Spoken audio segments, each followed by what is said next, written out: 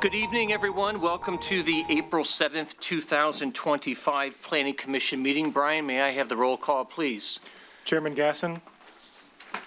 Vice Chair Hauser. Here. Mayor Salvia. Here. Commissioners Bachman. Here. Klauser. Here. Hardin. Here. Kenjic. Here. Murphy. Here. Stone. Here. Okay, thank you. We have a quorum. Would everyone please rise and participate in the Pledge of Allegiance? Pledge allegiance To the flag of the United States of America and to the republic for which it stands, one nation, under God, indivisible, with liberty and justice for all. Okay, again, thank you, everyone. This is the Planning Commission meeting. We have a very full house today. Some faces I recognize, many of you, this may be your first time at a city meeting like this, so welcome. I want to go over just a couple points here. First of all, because this is so well attended, and we're glad it's well attended, I want to be mindful of capacity. And I want to be mindful that everyone understands and knows where the exits are. There's an exit over here, and there's an exit there. The fire chief, would you raise your hand just to show? And I was asked to say that, okay? So please be mindful of where the fire exits are. Number two is we obviously have a very full house this evening, and I'm presuming not a lot of you are here for the parking in lieu, but rather for the zoning issues, okay? And we want to hear from everyone, and everyone is going to have an opportunity to be heard. However, in order to do that and to avoid staying here till maybe 3 or 4 in the morning, we're going to ask that when the time comes for public comment, that you come up to the lectern, state your name, state your address, and then obviously say what you have to say. But keep in mind, this is not a question and answer portion. This is not going to be a dialogue. State your comment, and then we ask that you kindly have a seat, and be mindful that there's lots of people who want to be heard. Second is, we want to make sure that you have just one trip up. Sometimes there's a habit of people coming back and forth, and we just like to have one opportunity. Please, we're listening, and then mindful of others who would want to speak too. And I'm going to say this right out of the gate. I know this is a very important issue to all of you, and it's an important issue to all of us up here. We have read the emails. We've received the comments. We've spoken to many of you on the telephone. All of your notes, all of your points are very, very well taken. That being said, I'm going to kind of let the cat out of the bag a little bit early. It's very likely the Planning Commission is not going to take a vote on the issue tonight, okay? There's been too many nuances. There's been lots of information that's been proposed and brought to our attention. We're going to hear more this evening, okay? But I want everyone to just take a deep breath, say what you want to say. We're going to listen, but be mindful that we're not going to take a vote tonight, and there's going to be some opportunities for further discussion, not only at the next meeting, but a period in between the meetings, okay? So with that being said, I would like to go to the first public comment item. Now listen, for public comment at this portion of the agenda, it would be for any and all items that are not on the agenda. So if you're here for something that's not on the agenda, please step up to the lectern, state your name and address and your comment, and we'll go from there. Okay, none being heard, we're going to go to line item number 4A, approval of the minutes. This is the consideration of the minutes of the regular meeting of March 3rd, 2025. So moved. Okay, support? Second. Okay, Commissioner Kenzik's report, second. Any comments? Brian, the roll call, please. Hauser. Yes. Salvia. Yes.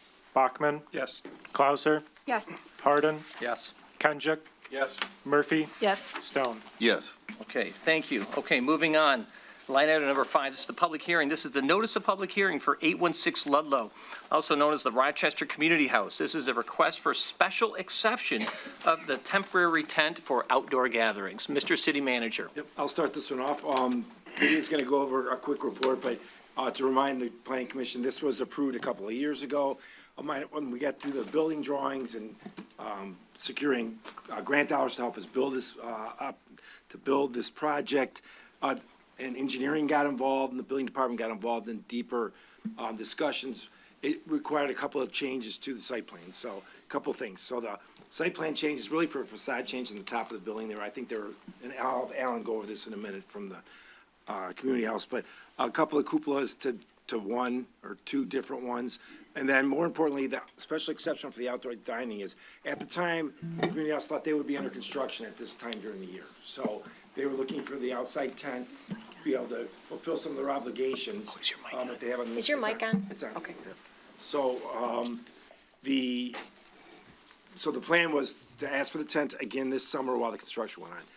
Construction will not start this year, most likely it'll probably be next spring, but they had made a commitment for about 5 weeks, I think, in the summer. So because the planning commission had put a dead-end date on the previous time using the tent, we are asking again to extend that for a certain amount of time, which again, Alan will go over, and that's the second part of the ask. So Vidya, if you want to go over the actual site plan changes, there's not much being changed. All the materials, all the good stuff was all approved before. It's really a minor modification to the existing conditions. I'm sorry, the existing approval of the site plan. We'll start with that. Thank you. Good evening. Thank you, Mr. Chairman, members of the commission. Now, Nick summarized the item agenda A. The item I'm reviewing is item B. So when the planning commission makes a motion, it will have to cover item agenda A and B. A is for the temporary tent use and B will actually be for the site plan and special exception approval. Now, the request before you tonight is from the Rochester Community House to demolish a portion of the existing community house building and construct a new addition with a banquet hall in the basement. I'll share the site plan on my screen. The site is located on the east side of Ludlow Avenue and is located in the R2 single-family residential district, and the proposed use is permitted as a special exception use in the R2 district. This project did receive approval from the Planning Commission in 2021. However, as City Manager Banda explained, due to some construction and bid issues, the project did not proceed and the approval period expired. The applicant is back before you tonight with a slightly modified proposal seeking approval again. So at this time, the proposed basement per the site data table, the existing building is 9,009 square feet. The proposed basement would be 7,455 square feet.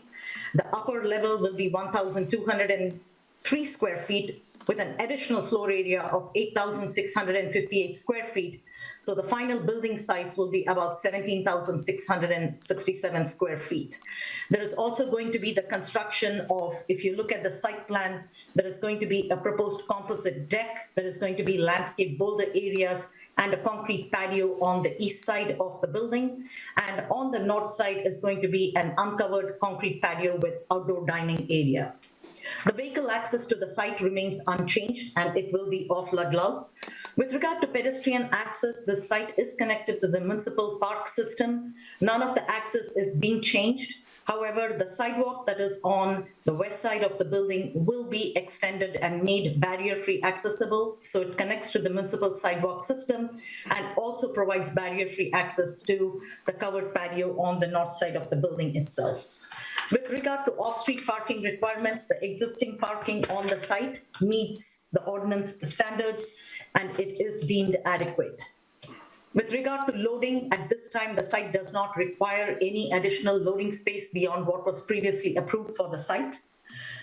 With regard to landscape, the applicant has submitted a very detailed landscape plan. I will actually go over to the landscape plan so the Planning Commission can actually take a look.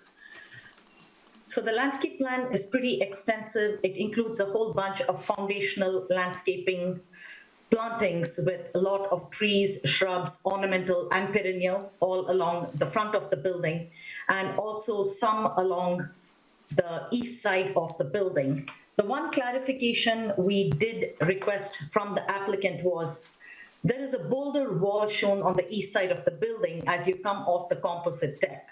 This was previously shown as part of the plan to be constructed, but on this version of the plan, it is marked as future boulder wall.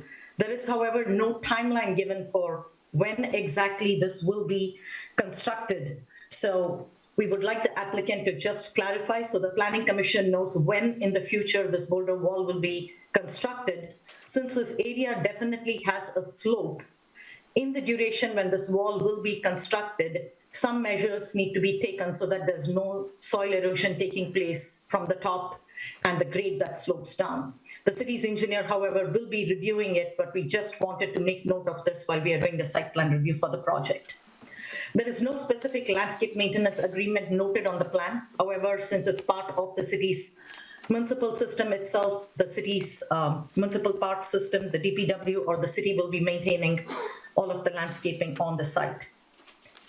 There are certain trees that are coming down as part of the project, and the amount of replacement trees required for the replacement is 29. These replacement trees will not specifically go on this site, but will be spread out over the rest of the municipal park as part of the tree replacement requirements itself. With regard to amenities, when the original site plan was approved, the Planning Commission specifically looked at furniture for the outdoor patio as amenities for the site. And the furniture included decorative wooden and metal frame furniture, which were more in keeping with the beautiful architecture of the building proposed. The plan at this time does not include any information on outdoor furniture or any other amenities proposed. So we just need clarification from the applicant whether the outdoor furniture that was previously approved is still intended for the site, because that would qualify as amenities for the site, which is required as part of the site's approval. With regard to screening, the site, if you look back upon the site is located within a residential neighborhood. West side of Ludlow is all single-family homes, as is the immediate west property line and immediately to the south. The zoning ordinance typically requires a screen wall to be installed along all property lines that abut single-family residential properties. At the time the site was originally approved in 2021, the homes that are located in this area, most of them have their own fences, and they had indicated that they did not want additional walls or fences constructed.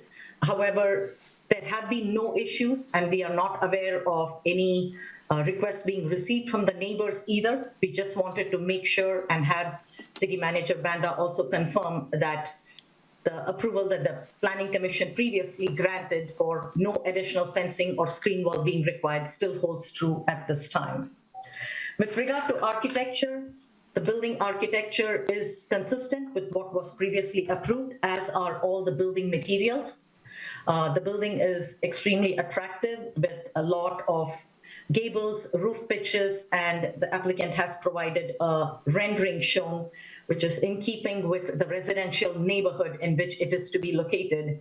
This is definitely an enhancement and an asset in the community, and the community house has got a long history of being part of the community itself. There is no change to the parking lot lighting proposed, and the existing building wall lights are compliant. The site already has an existing dumpster enclosure and no changes are proposed. No new signage is proposed at this time either. Based on our review of the plan, it is our recommendation at this time that the Planning Commission grant site plan and special exception approval for the proposed addition and site changes to the Rochester Community House located at 816 Ludlow, subject to the following conditions. First would be clarification of the timeline for the construction of the east side boulder wall and the treatment of the area to prevent soil erosion until such time the wall is constructed.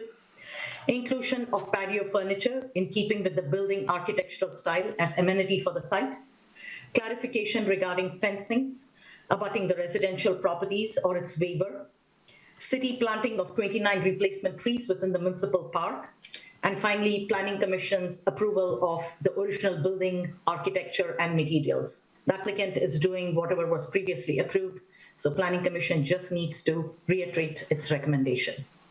I would be happy to answer any questions you might have. Thank you. Thank you, Vidya. Commissioners, any questions? Commissioner Murphy? I know it's not for video, but the tent, is the location of the tent determined already?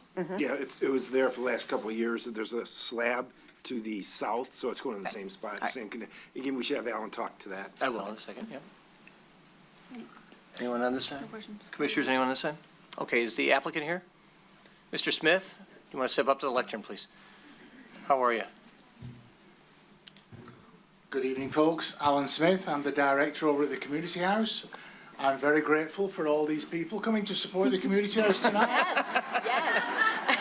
Very, very nice surprise, thank you. Don't mess it up, Alan. Tell you, puts the bar high. I'm also a resident, live on Wesley Street. Anyway, so would you like me to start answering some of the questions? Yeah, that if you could answer the question regarding the location and placement and duration of how long the tent will be up, please. So as you heard before, we're requesting this because we book events a year out. And typically in the month of June, it's all grad season and the building is always very busy. So last year we booked up because we were planning on being under construction. As everybody will tell you, until Mr. Webber and Mr. Tisdall came up with the funds from the state to be able to help the city completely renovate the building. So we went back to the drawing board, added the basement back in, because the basement at the time wasn't part of the plan, it was too expensive. But we'd already got all these parties booked. So it's approximately 7 weeks from the 26th of the week of the 26th of May to the week of the 21st of July. And so we were very protective of the neighbours. Last time we had it up, we keep the south end of the tent completely sealed. We don't allow people to open it. We don't allow DJs in the tent. There can be background music from a small little speaker. I used to go over regularly the last time it was put up, and we never had a complaint from Amy or my notorious friend here that's behind me, that if he's got to say something, who's a good neighbour. And so I think we never had any complaints last time at all, so we're hoping that you will approve the installation of the tent. And for Christian, I will say this time, hopefully, next time we request it, it will only be for construction. Wonderful, thank you. Any other questions for the applicant by the commissioners? Nothing? Okay. Mr. Banner, so I guess we just may have file a motion or have a motion for parts A and B, correct, for the And I tent would just placement? add to what Vidya said, that we installed last fall, late last fall, evergreens along the side of the south end in lieu of a wall there. So we worked with Amy to come up with some kind of screen, evergreen and drainage, et cetera. So the condition previously that we don't want a wall there has already been taken care of. So. Any motion made by a commissioner, should that include the recommendations, items 1 through 5 as well? Correct. Okay. Do we need Alan to speak to items 1 through 5 for item B? Yeah, maybe for clarity, Alan, if you don't Just mind. real quick, on the boulder wall, it's not really a wall, it's sloping, it conforms to the natural slope of the land there. Not really worried, there will be a wooden deck built on top, so that's just pylons going in the ground, and there'll be a concrete pathway connecting the two basements that runs around the bottom. It's a grassy area right now. I don't see any reason why we would be tearing it up, and Marilyn Trent is very aware. We've talked, in fact, today about making that whole area and as much as possible around the building with pollinator plants. That will definitely be coming up. Marilyn and I talked about it 6 months ago, and we'll fundraise to create the, we called it a boulder wall, but it's not really a wall. It conforms to the natural slope of the land. And the DPW boys hate mowing it because it's steep, so it will relieve them from having to do anything with it. We do have a sprinkler system all the way around the whole building, or I should say a soaker system, so it can be, everything can be watered without a problem. And yeah, I just want to make a point because I know it came up. At the front of the building, Marilyn was asking about pollinator plants in the front and what's happening with landscaping. All the landscaping at the front, we're protective of it a little bit because it was donated by Mr. Jim Nicholson, who's a neighbour who passed away 2 weeks ago. So we're hoping to be able to remove the plants, put them into a temporary place. I've already talked with Rewalt about it, and then bring it back in and hopefully as much as possible will survive, and then we will add pollinator plants as we move forward. And patio furniture, I think that video comes from 4 years ago with the very original drawings when the patio was going to be on the northeast corner of the new building. So we store any patio furniture that is outside and visible gets put away. If it's out on the bottom patio that you can see on the drawing there, that is just a replacement of the current concrete slab. So nothing's going to change on that except for the footpath going around to the entrance on the north end of the Lions Room that goes round to the new basement. Yeah, the fencing, I think Vidya covered that pretty well. The replacement trees, any big trees that were due to be taken down, to my knowledge, they're all down. They were taken down 4 years ago. And building materials to be decided. It's going to be white, and then the charcoal coloured roof. But we need to find out how much money we've got at the end of the day, and then a decision will be made whether it's going to be vinyl or whether it's going to be hardy board siding. Wonderful, thank you. That's it. Okay, any further questions from the commissioners? Okay, so what I would, go ahead, yes. I'll make a motion. Absolutely. So I would like to make a motion to approve item A, which is 816 Ludlow Rochester Community House for the temporary tent for outdoor gatherings, as well as item B, to approve the site plan approval for the Rochester Community House. And I would like to also make a comment that this past week, we also lost Mary Lee Kowalczyk, former executive director of the community house, and it is not lost in my thoughts tonight that we've been working on this project a long time. And so I would love to have this done in her honor. Thank you. Thank you. Okay, so we have a motion, is there support? I'll support. Support by Commissioner Clauser. Okay, discussion? None being heard. Brian, roll call, please. Hauser, Yes. Salvia, Yes. Bachman, Yes. Clauser, Yes. Hardin, Yes. Kenjic, Yes. Murphy, Yes. Stone. Yes. Okay, thank you. Okay, item 5C, this is notice of public hearing. This is at 265 East Second Street. The request for modification of the existing site plan. Mr. City Manager. Yep, Lydia's gonna go over this again. This is the Graham in the market that we've been talking about for a long time. Again, as we got into construction drawings, things always seem to change. Some things were found out what needed to be done, so they're coming back for a modification of that site plan. As Video will point out, we were able to move the awnings across the driveway, if you will, to a more appropriate place now that they'll be able to be attached to the building. So that's going to require a ZBA waiver to go back, which is fine, and staff is in support of that. So if Video wants to just go over the modifications. You know what, Nick, I gotta do something here really quick, and I'm sorry to do this, but a procedural issue. I want to make sure that this gets done properly. Mr. Smith, please hang on for just a second. The items A and B were notice of public hearing, so I do have to, and I apologize, I have to, at 7:23, I'm going to open the floor to public comment. Anyone had a comment about the location of the tent or the site plan approval for the community house? If you do, please step up to the lectern and you will be heard. No one stepping up. I'm going to close the public hearing at 7:23. Do I need to redo the motion, Brian? In abundance of caution, should we do it? Yeah, we should do it. Okay, if you don't mind, Madam Mayor. I'm going to make the same motion for item A and item B to approve as presented for the Rochester Community House temporary tent and site plan approval. And I will support again. Okay, Ms. Clauser, thank you. Any discussion? None being heard. Mr. Brian, would you please do the roll call? Hauser, Yes. Salvia, Yes. Bachman, Yes. Clauser, Yes. Hardin, Yes. Kenjic, Yes. Murphy, Yes. Stone. Yes. Okay, thank you, and I apologize for that. Vidya, if you want to continue on with item 5C, that would be great. Thank you.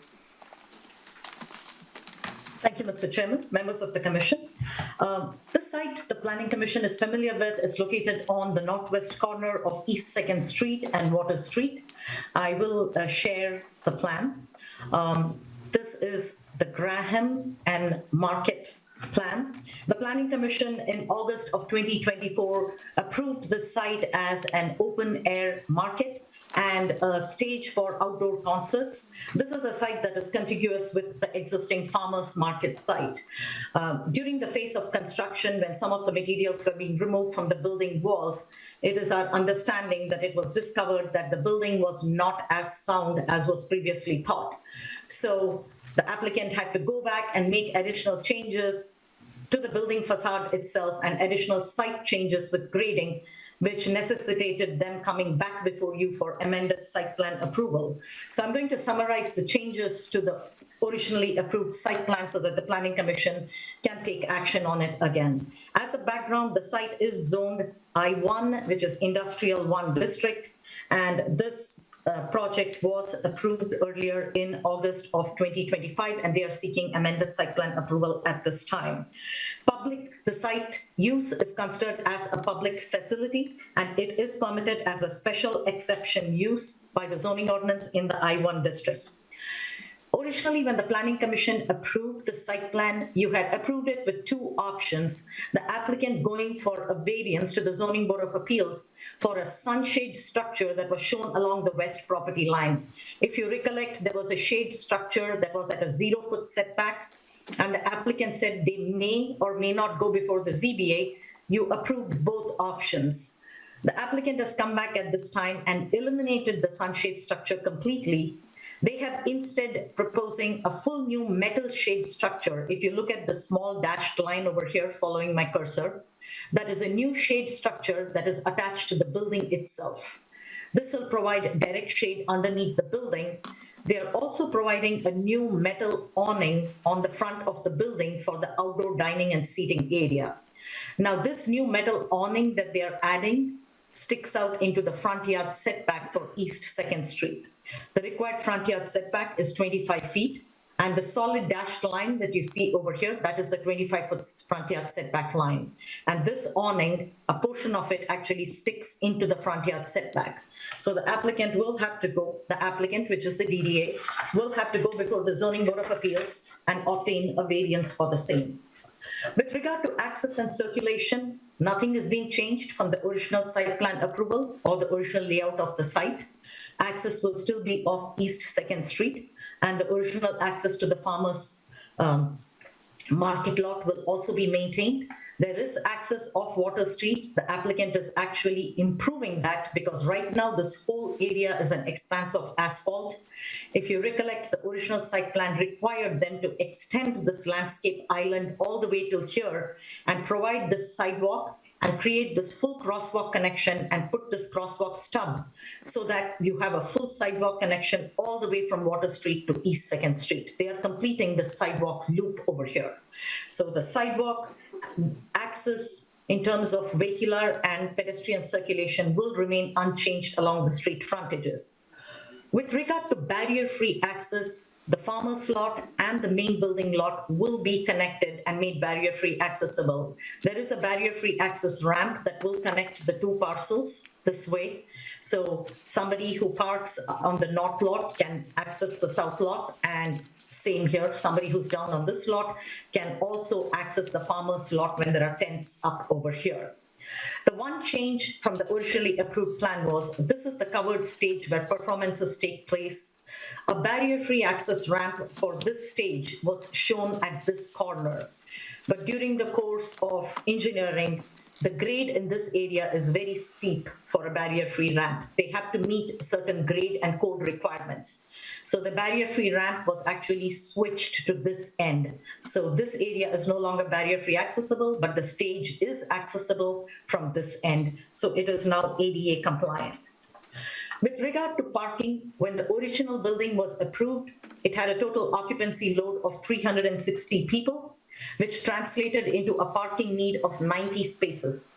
The site between the two lots had a total of 97 spaces, including 4 handicap accessible spaces. So it met the requirement.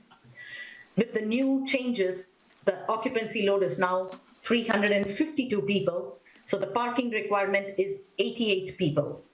And the amount of parking spaces being provided is, it still meets the ordinance requirement, but we are now there is a net loss of 9 spaces since the original plan. Now, when we reviewed the plan, the loss of spaces is in the farmers market parking lot. There is a loss of spaces in every single row of the farmers parking lot. We're not really sure where the loss is because none of the aisles are any wider than they were on the original plan, nor are any of the parking spaces any wider than they were in the original plan. The only thing I see being made wider is the crosshatch areas at the end of each row of parking. When this plan was originally reviewed by the Planning Commission, parking was significantly discussed because the farmers market is a very, very popular venue, as is this new building going to be.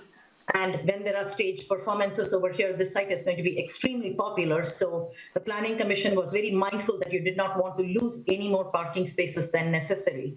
So I was just concerned that we have lost about 9 spaces, wanted to make sure that any spaces that could be added back onto the site to the extent feasible that would not interfere with circulation should be added back onto the site. With regard to dumpster, no changes are being made. There is a dumpster enclosure currently here. New gates are going to be added, which is the case. The applicant is, however, building a mechanical equipment yard right next to it, which they do need in order to support the facilities within the building and the covered stage. And the mechanical equipment area is going to be screened with an aluminum mechanical slack fence that looks like this, which is acceptable. With regard to facade changes, because they had to go through demolition and change the building as it looks, the new and improved facade is going to look pretty much better than what they had previously proposed. The existing structure which the applicant was proposing to remodel was to a significant extent constructed of concrete masonry units and EIFS. EIFS is not really a very durable building material, but it was existing and the applicant was just remodeling the building. However, now that they are reconstructing the building, the new structure is going to be constructed of new masonry units, brick and metal panels, and overall the aesthetic and the theme of the building continues to remain like a farmer's market and a barn. The colors are still orange and earthy reds, and true to the original character of the building that the DDA had envisioned and that the Planning Commission had approved and supported. With regard to lighting, the lighting plan, at the time we received it, the packet that was provided to us did not include a photometric plan. It is, however, included in the packet that's in the Planning Commission set today. The photometric plan meets the ordinance requirements. The only item that I would like to point out is one of the fixtures that is shown in the new set. It is a light fixture that was substituted for an original fixture that was shielded. This new fixture that is shown on the plan is not considered a shielded fixture. So we would recommend that the applicant remove this fixture and replace it with what was originally approved, which was a D-series fixture.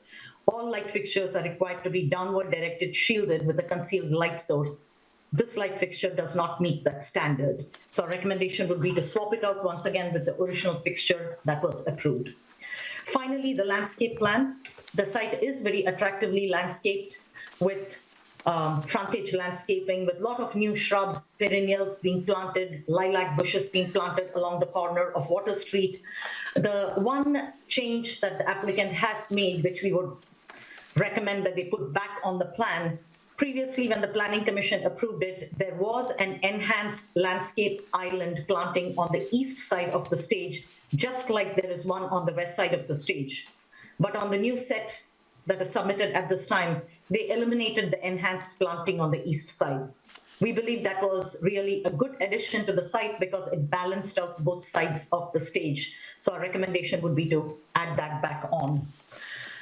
Based on our review of the proposal, the proposed amendment to the plan is pretty much consistent with what plan was previously approved by the Planning Commission. In fact, the architectural elevation and the materials proposed at this time are attractive and an enhancement on the previous materials that were existing.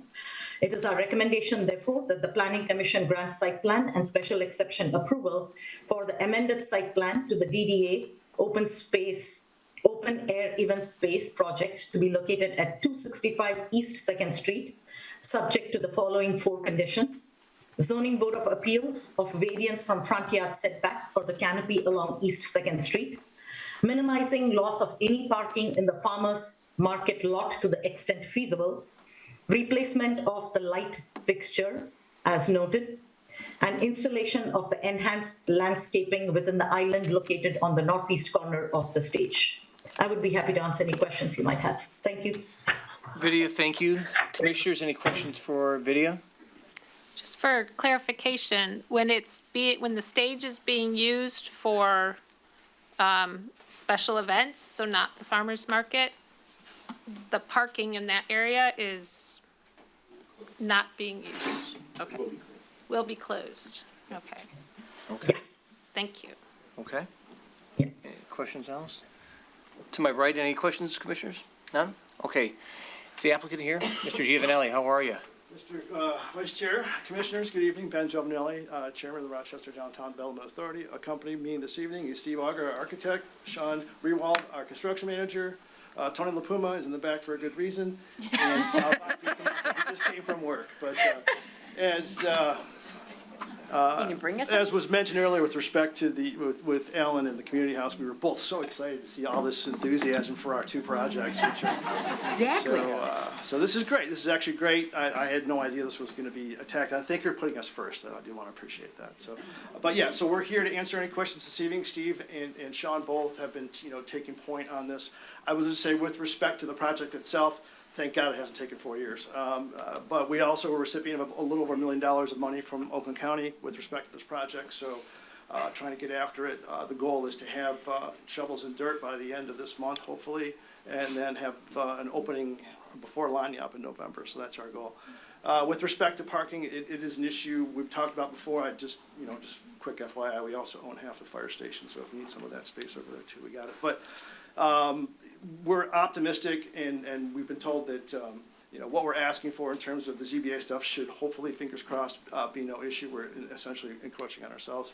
But the building, I think, as the demolition happened, you don't know until you know, right? So we start taking stuff apart. Steve can speak to it more in a moment, but I think we're in a good spot. Everybody loves the new design, so if you had a chance to see it, it's on the DDA website. But we're super excited. We can't wait to get going. So anyway, with that, I'll turn it over to Steve and Ben, to Sean. really quick, just one quick question for people in the audience who might want to know, the farmer's market this summer, where is it going to be held at? Oh, so this summer's going to be on top of the east deck. Okay. Yeah. So we're trying to, much like Alan, trying to move stuff around and meet those things. But council graciously allowed us to go ahead and put it on top of the east deck this year. So thank you. And when's it start? May 1st. May 1st. Yeah, sorry. Okay, May 1st. I didn't know there was going to be a quiz. Well, I just, listen, every day's a You're pop Mr. quiz, man. DDA. That's Well, it. I'm a little jet lagged, so I apologize. All right, thank you, sir. Yes, sir. Absolutely. Okay. Good evening, Steve Auger, Klein Aller Architects.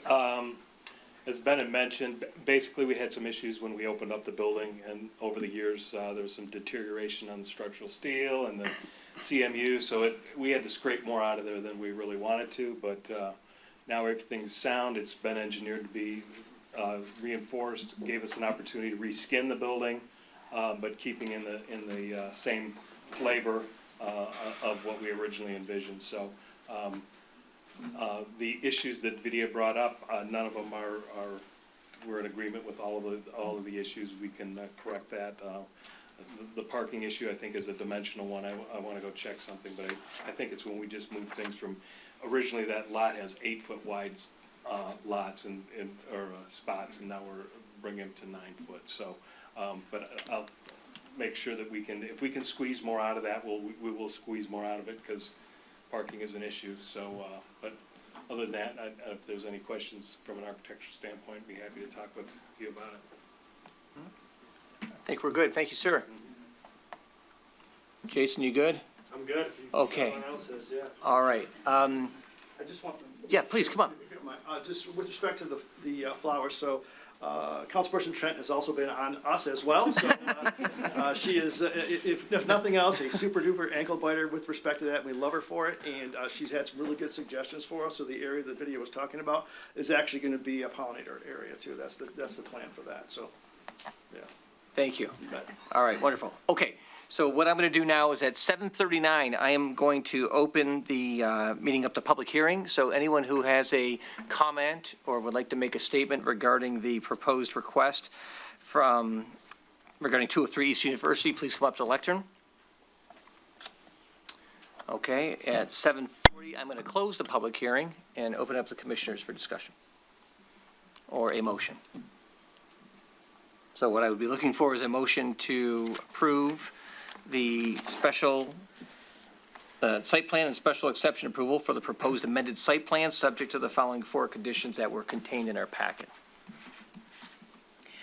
I'll make a motion. Okay, motion by Commissioner Murphy, Support. support by Mayor Salvia. And if I could add a comment, one of the things I learned tonight was we're going to have some improved building materials in this building.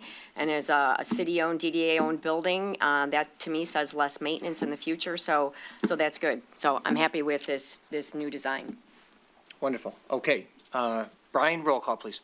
Hauser, Yes. Salvia, Yes. Bachman, Yes. Clauser, Yes. Hardin, Yes. Kenjic, Yes. Murphy, Yes. Stone. Yes. Okay, thank you. All right, we're going to, my understanding is 5D is not on the agenda, correct? It's been tabled? So technically, we would ask for a motion to table. We had hoped to get the information we needed for the outdoor dining and the special exception for granting 3 parking spaces for the old depot. We weren't able to get the information from the developer yet, so we've talked to him this week. We should have it by the end of the week, which will get us on the May agenda. So we would postpone, ask for a motion to table this until the May meeting. Okay, so I would ask for a motion to table line item 5D. Motion to table item 5D. Okay, is there support? Support. From Mr. Bachman. Okay, discussion, none being heard. Brian, the roll call, please. Hauser, Yes. Salvia, Yes. Bachman, Yes. Clauser, Yes. Hardin, Yes. Kenjic, Yes. Murphy, Yes. Stone. Yes.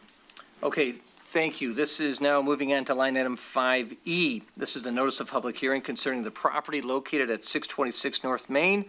This is their request for site plan approval and facade change. Mr. City Manager or City Planner? Yep, we're gonna have video go over this one also. Video, the floor is yours. Thank you, Mr. Chairman. You're welcome. Thank you, Mr. Chairman, members of the commission. I will share the site plan on the screen. The request before you tonight is from a property at 630 North Main Street. It is to accommodate a new business, a pizza restaurant within an existing tenant space in a strip commercial building. The site is zone B1, just general business district. That site has got an existing building, which is Paul's on Main Restaurant, and then it has got a 2-tenant unit building, one of which is a flower shop, and the second unit is the one which is the subject site we are referencing, which is the Cottage and Pizza. I want to make a note that the applicant has already made the facade changes and has already occupied the building without seeking planning commission approval. With regard to uses, restaurants are permitted as a principal permitted use in the B1 district. The applicant appeared before the Planning Commission for a preliminary hearing on March the 3rd and was scheduled for a public hearing at this meeting. With regard to access and circulation, the site has got a 2-way access drive off North Main Street, and there is also an existing 2-way access drive off an access road to an apartment complex that is located immediately to the north. With regard to pedestrian access, there is an existing concrete sidewalk along the site's Main Street frontage. There is also an existing sidewalk along the front side of this strip building itself. The applicant is proposing to add concrete bumper blocks for the parking spaces to prevent vehicle overhang onto the sidewalk. The actual width of the sidewalk has not been noted, but the applicant does note that they will maintain a 5-foot clear area for pedestrians to walk after vehicle overhang. With regard to parking, parking is looked for the site as a whole, which is Paul's on Main, the pizza restaurant, and the flower shop. When you look at all 3 sites together, the site has got more than its required, it meets its required parking based on the numbers that are noted over here. We had previously asked the applicant to actually correctly represent the barrier-free access spaces that are shown on the plan over here. If the Planning Commission recollects, Paul's was before you not so long ago for certain changes to their outdoor dining area, at which time they had to fix their site plan too. So we had just asked the applicant, a site plan is an official record for the site. It stays in perpetuity on file for a project. So this representation of barrier-free accessible spaces is incorrect. It does not comply with ADA standards. We had asked the applicant to represent it correctly because it is showing the entire site. However, the applicant responded saying, Paul's is none of our concern. So we just wanted to point out that we were not asking the applicant to make any improvements to Paul's site. We were merely asking the applicant to correct the representation on a site plan drawing. With regard to trash enclosure, there is 2 trash enclosures shown on the northeast corner of the site. There are just trash units. The applicant is going to be building a new masonry enclosure. There is a rear wall, and new steel reinforced wooden gates will be provided for access to those trash enclosures. The biggest issue with this site has been the facade elevation. The applicant went ahead and the previous building had 2 dormers on it. The applicant went ahead and removed the dormer on one side and put forward a gable and made a change to the building. When we had previously looked at this building, we believed that the gable was a significant departure from the building architecture simply because it creates a very lopsided architectural vision of the building. Either a gable should have been put on both ends to provide for a consistent balance in the building facade itself, or the dormer should have been maintained. We had asked the Planning Commission at the last meeting to provide feedback to the applicant regarding the proposed building architecture. The Planning Commission did discuss this. You discussed it on your March meeting, and you clearly provided feedback that you did not find the asymmetry aesthetically appealing. So the applicant at this time has submitted the exact same elevation as last time, and they submitted a response letter with their response stating, I quote, "It is the opinion of this architectural firm and the owner and tenant agree that the changes are an improvement and need no further changes. We do not want symmetry." I do want to point out that there is a reason municipalities have zoning ordinances. There is a reason there are zoning regulations, because zoning regulations are equally applicable to all property owners. No individual property owner is exempt from it. It is not fair to expect one property owner to follow the rules when have another property owner simply do whatever they choose to do. In this case, not only did the applicant go ahead and make changes to the building facade without seeking any approval, when provided with feedback from the Planning Commission, the applicant has chosen to respond with unilaterally declaring that we have made this change and we think it looks good, so it is good enough. At this point, from a planning standpoint, it is my recommendation that this architecture does not provide balance to the building, does not do anything to enhance the Main Street facade of the building itself, and does not do anything conducive to provide a balance to this building itself. It is to be noted that Paul's on Main, that just went through site plan approval process not so long ago and has been before the Planning Commission on multiple occasions, has always followed the process in seeking approval for every single change that they have made to their building. With regard to lighting, we had asked the applicant to show us whether there are any existing light fixtures. It is a process that when there are any existing light fixtures during the site plan review process, we make sure that light fixtures are shielded so that they are not a source of nuisance to the neighbors. The site plan shows an existing wall pack fixture on the rear of the building. To the immediate north are apartment buildings, as are apartment buildings to the east. We had asked the applicant to show us photographs of this fixture and noted that if this fixture is not shielded, to replace the fixture with a shielded light fixture, or at least put a shield on this fixture. The applicant has not responded to that request. With regard to landscaping, there is a narrow strip over here, which mostly has vegetation that is dead. The applicant is proposing to add 3 carpet junipers to miss 3 missing junipers, and there are some existing daylilies, and that is the extent of the landscaping. With regard to signage, signage has already been installed on the building facade. We defer to the city manager to review the sign area. Although the sign area has been noted, the actual outline of the sign area is not noted for us to calculate in detail exactly how the sign area was computed. So the city needs to make sure that the sign area actually meets the maximum permissible signs. While some of the minor comments have been addressed, the architecture still remains as a significant point of discussion. Until the issue with building architecture is resolved, we are not prepared to make a recommendation to approve the site plan as it stands at this time. I would be happy to answer any questions you might have. Thank you. Thank you, Vidya. Before I offer up the commissioners for a couple questions, Vidya, I'd like you, maybe in 60 seconds or less, could you give some of the new commissioners and even myself and maybe many of the members of the public here the process in which a normal applicant would go through if they wanted to change their facade in the city of Rochester?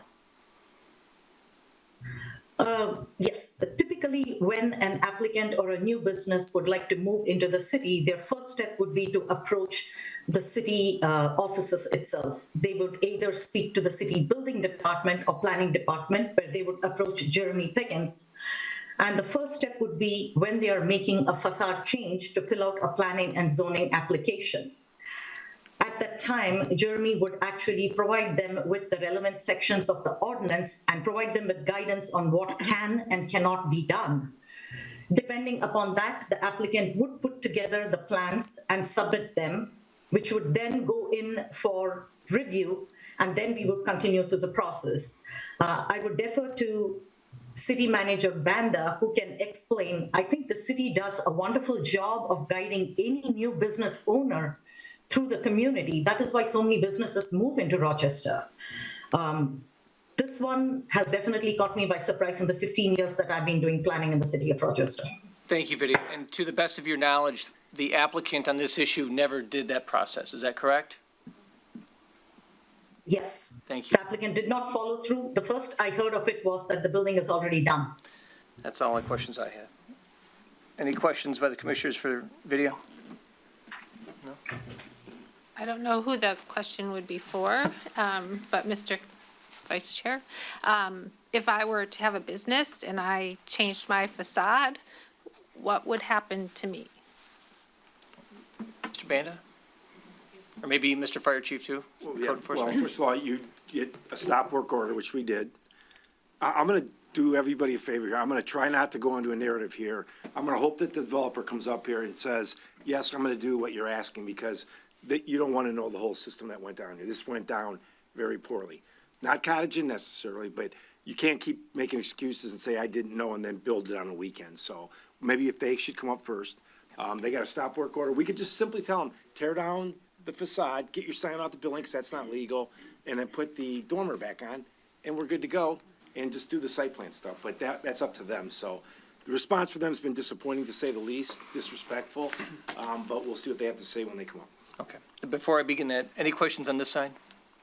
Mr. Vice Chair, just Sure, a Mr. Hoffman, go ahead. clarification on the legality of the sign. Are you talking about the actual sign that's been erected, or the banner as well? No, so they put a sign up there on the weekend without a permit, after being told 6 times, don't do that. And then is the compromise, while we put a stop work order to make it safe, because we had to check electricity through it, et cetera, we let them put the temporary banner on, which we would allow anybody to do, but that time's run out. So if there's not a decision here tonight, or it's rejected, then that has to all come off and come down and start over. All right, well, let's do this. Let's have the applicant come up, and then after that, we'll open it up for public hearing, okay? So is the applicant here, and would he or she like to come up to the lectern?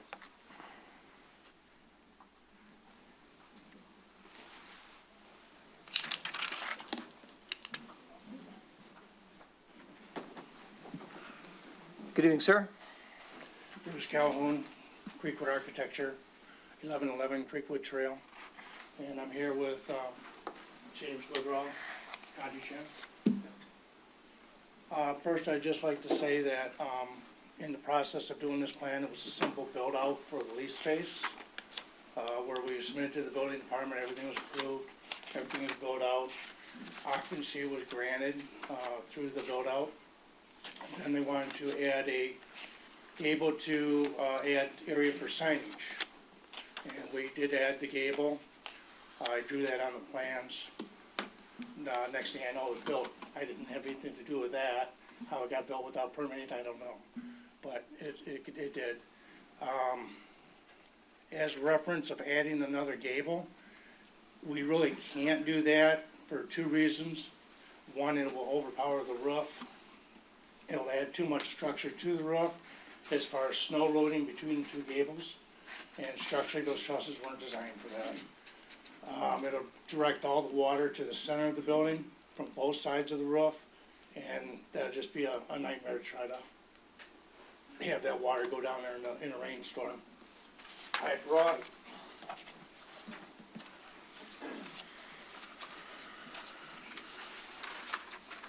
an elevation to show you what it looks like with two gables, and you can notice the center where the two gables come together.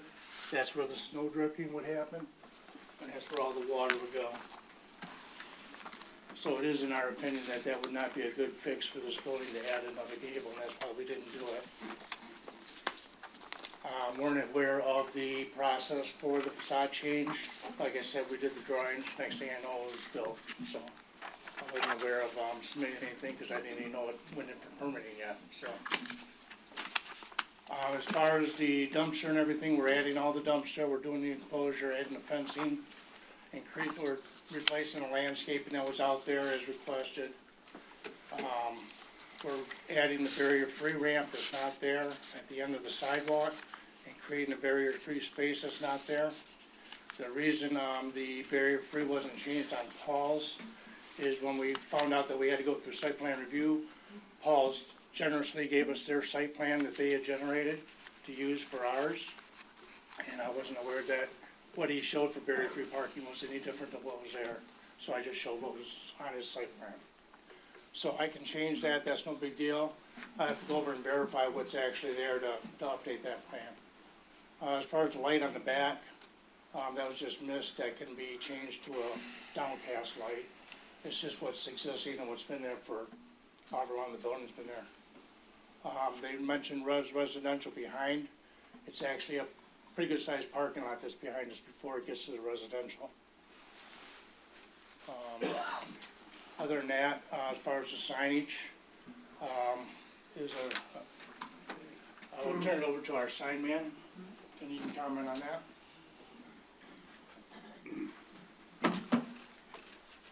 Greg Carr, Universal Signs.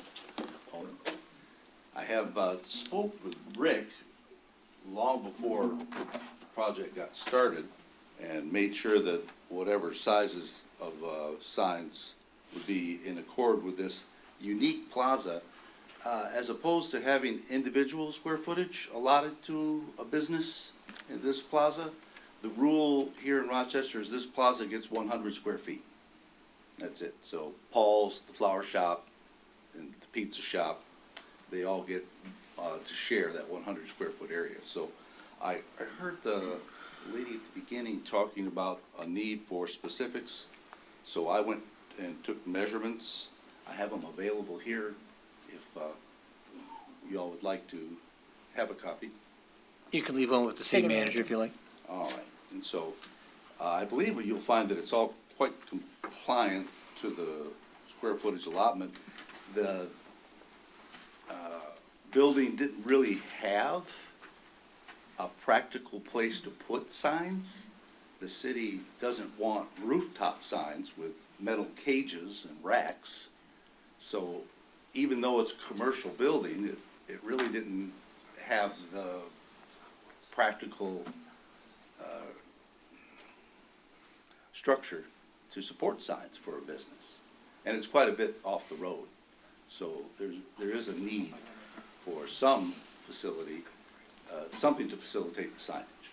But as far as the steps and procedures, we weren't aware of any I was told the permits were pulled, so that's why we went ahead and put that up, so, by the general contractor. But, as far as pulling permits and, making whatever compliance is necessary, that's not a problem. Thank you. Any questions? Mr. Brandon, I got a question for you. Do you know if anyone is the general contractor here, is the owner of the building here by chance? I'm sorry, you raised your hand? And you are? Okay. Would you want to come up? Okay. All right, so any questions or dialogue by, Mr. Chairman? yeah. Just Yes, Fire Chief, please go ahead. Just one correction. There is a temporary C of O that was issued only, and it will not be converted to a full until Planning Commission accepts whatever changes are made. So getting a full occupancy permit is dependent on complying with the Planning Commission. Okay, wonderful, thank you. Mr. Kenzick? Yes, I have a few questions for Mr. Calhoun, please. On your website, it says that your company has been in business since 1970, so it's been there for 55 years. Is that correct? Mm-hmm. And then there is a licensed architect and then 4 other employees. Are you the architect or one of the other 4 employees? One of the other 4. Okay. That's And licensed. the other thing I noticed by looking at the website is that there's a couple things that you highlight as a company. One is that you pride yourself in project management, and then as part of that, you pull all permits. So what I'm trying to understand is, how did this go as far as it did, if these are areas that you're supposed to excel in? That is only on certain projects when the client pays us to do that.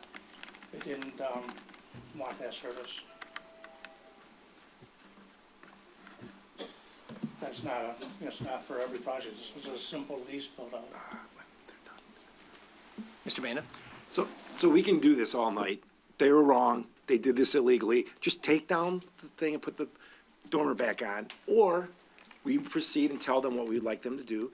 I don't believe that if one gable can hold the roof section, the same gable is the exact same building. Snow load, you can put ice melters in between them. So let the building official decide that. But we, as a planning commission, should decide, are we gonna accept a building that's lopsided like that? Which we've never done before in the city. So it doesn't matter what they did or didn't do. There's no excuse. It's just, we need to decide what we want them to do. And at worst, tear it down and put it back how it was, and the snow load will be the exact same thing. It's the exact same square footage of water that comes off that roof with gutters, so. That's not true. Okay. Did you have further questions? I mean, please go Well, ahead. the other thing I wanted to mention is I took a second look at the site yesterday, and there are some other concerns that I have. First of all, that second dormer is not in the best of condition. The round window is peeling and possibly the wood is rotting. The corner moldings are missing, especially as it touches the roof, which probably indicates that it's a condition for leaking. The gutters in the front were patched, so if you were to put that gable in there, it's probably right where the patch is, and it doesn't look like the patch was done very well. In the back of the building, you've got 2 downspouts. One is missing totally, and it's emptying right where there's either a gas meter or electric meter. And then secondly, the second downspout's not connected at all. So I see some other deficiencies that need to be corrected. Yeah, that would be on maintenance of the landlord. Well, somebody's got to do it.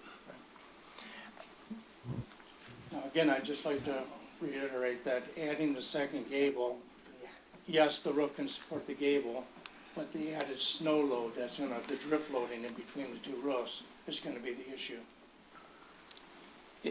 If I may, I think the concern, at least from a personal one, and I don't know if my colleagues share the same view, is that it's not so much of what can be supported, what can't, is that you've taken that decision away from us. And you took it, your client took that decision away from us by not coming to us in advance and following the process that everyone in the city has to follow. And we were denied the opportunity to review, to discuss and have a dialogue as to what we felt was appropriate and what was not. And at the last meeting, we clearly stated that design there didn't really appeal to us. So had it come in preliminarily, it likely wouldn't have done it. But it went ahead anyways without any of our approval. So from my perspective, and again, I'm just one vote of many up here, but my personal view is take it down, put it back to where it was, come back to us, present your plan, and we'll have a conversation then. But I'm not in favor of modifying it to accommodate a double gable. My view is, those are the rules. It would be the same for anyone in this city. The landlord clearly understands what's expected of him. He's owned that building for quite some time. So my view is tear it down, put it back to where it was, submit your site plan, and we'll have a dialogue.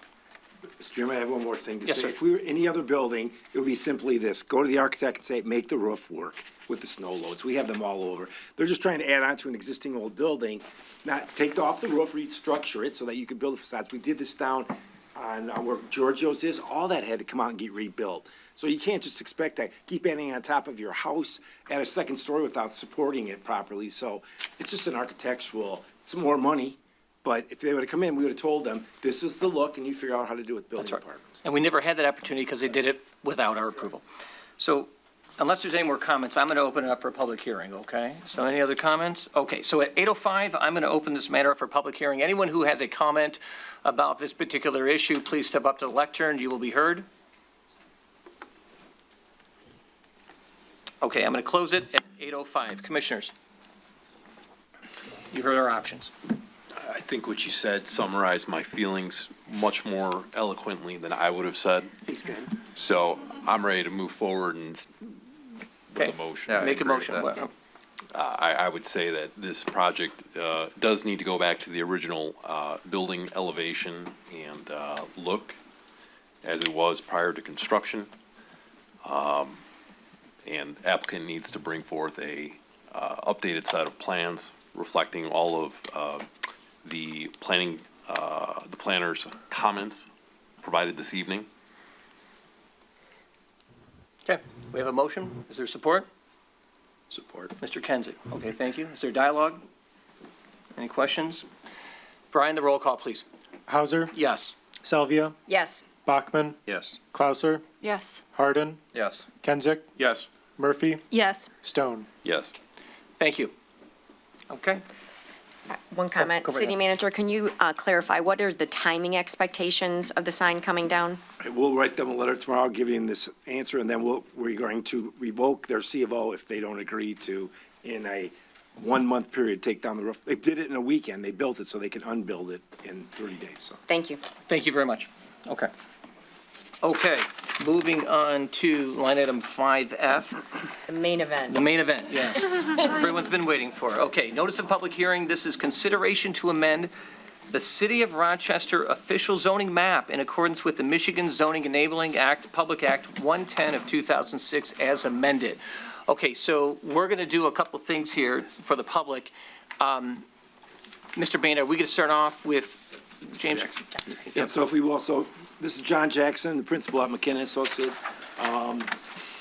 John did our original master plan back in 2014, I believe, right? Yep, and then for some reason, the city chose to go to a different route, and Beckett and Rader did the last plan. That didn't work out so great with us, so we went back to McKenna, who's still been our planners for all these years, for 15 years, and asked them to shepherd us through the master plan that was approved back in 2022. So the Planning Commission had a series of public hearings, City Council had a series of public hearings. We adopted the master plan. That master plan needed, for the first time ever, came up with a multitude of new zoning classifications. In order to do that, you had to change the actual zoning ordinance to reflect that. It's been 4 years. We haven't been able to get through that. There's been massive changes on the Planning Commission, even some on the City Council, and it was just a bad boat ride to try to get to the finish. John, we agreed about a year ago, we had a joint meeting with the Planning Commission and City Council and said, this is still important to us. We could just leave the zoning as it is today, but we felt that good work was done in 22 and back in 14 to get this through. So we're not gonna see this again until 2027. We feel strongly that this is the way to go to get these districts established. Whenever you rezone or look at every single parcel in the city, 5,700, I think, classifications, there's gonna be quirks that come up, and we're totally aware of that, totally been open-minded, appreciate the letters and the support, the questions. Jeremy took a great week to go to Scotland, I just want to say that. So thanks a lot, Jeremy, for that. But no, so we're here to listen tonight. We're gonna take the comments. Emotions don't matter in zoning. What matters is do the right thing. So I'll give you a great example. I don't know if Renee's from here from OPC, but she said, hey, I looked at my building and your future land use plan calls for multiple family. It said, she goes, are you trying to run us out of the OPC? And it was like, Renee, picture this. In 50 years, if you decide that you don't want the OPC there anymore, what would be the logical land use on that piece of property? Knowing that the Overlook was gonna build condos, Cedar Brook's on the corner, Intertech's a one-story building that could be a senior place. The logical best use for that would be some type of multiple family. So it's not for today, it's not for the people that are there now, it's for the future, what you would think each parcel in the city would have its best, highest and best use for. We didn't get it right in all of them, it's almost impossible to do that, and that's why we're here tonight to take questions. We're going to digest it all, we'll work with John and Vidya, put that together, we'll be back another time. We were simply trying to stay on task. City Council and Planning Commission gave us basically a mandate, keep this thing going. We don't want to wait 5 more years. So we were on a very aggressive schedule. It's going to have to get delayed a little bit now, but that's okay because now we've got everybody notified. Every single person in the city that owns land got a letter saying you're either, we're changing the zoning map. 99%, I think that's what it was, John, 98% didn't change their zoning at all. It's mostly the commercial districts, et cetera. But there are a few outliers, and that's some of the emotion here tonight. But again, it's just simply gathering the information, making a good decision. The Planning Commission will ultimately make a recommendation on the whole zoning map, all the parcels, send it back to City Council. We'll have another public hearing to follow Zoning Enabling Act. And if that goes through, then it would step up to a new zoning map and then adopt a new zoning ordinance that has the details of each of those districts. Is that about right, John? Yeah, I couldn't have said it better myself. Okay, Mr. Jackson, if you want to step up there and introduce yourself to everyone, that would be great. Thank you. Brian's trying to get the map up there. Oh, wonderful.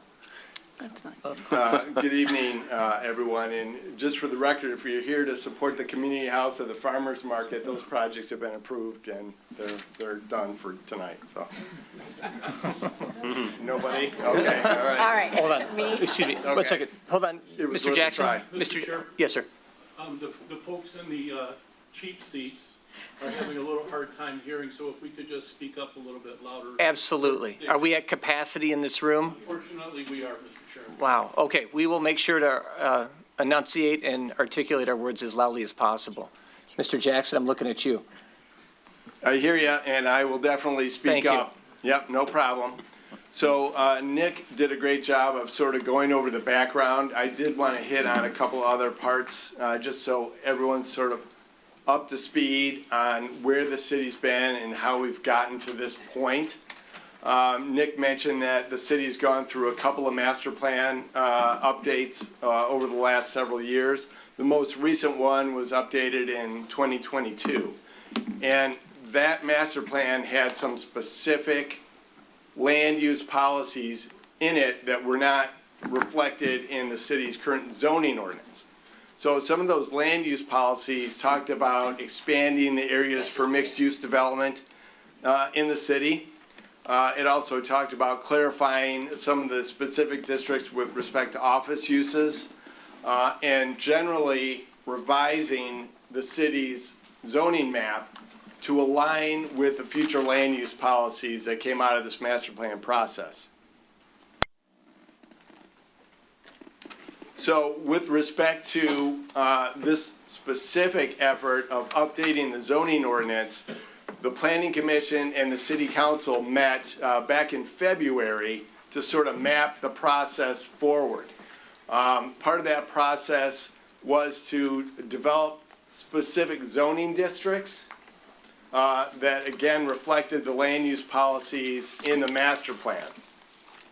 So that included modifications to 10 different districts in the city. Several of those were modifications to existing districts, but it also included adopting some new zoning districts.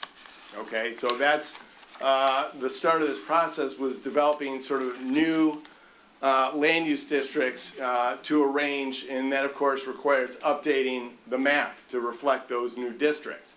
So the Planning Commission has had public hearings to consider those new districts.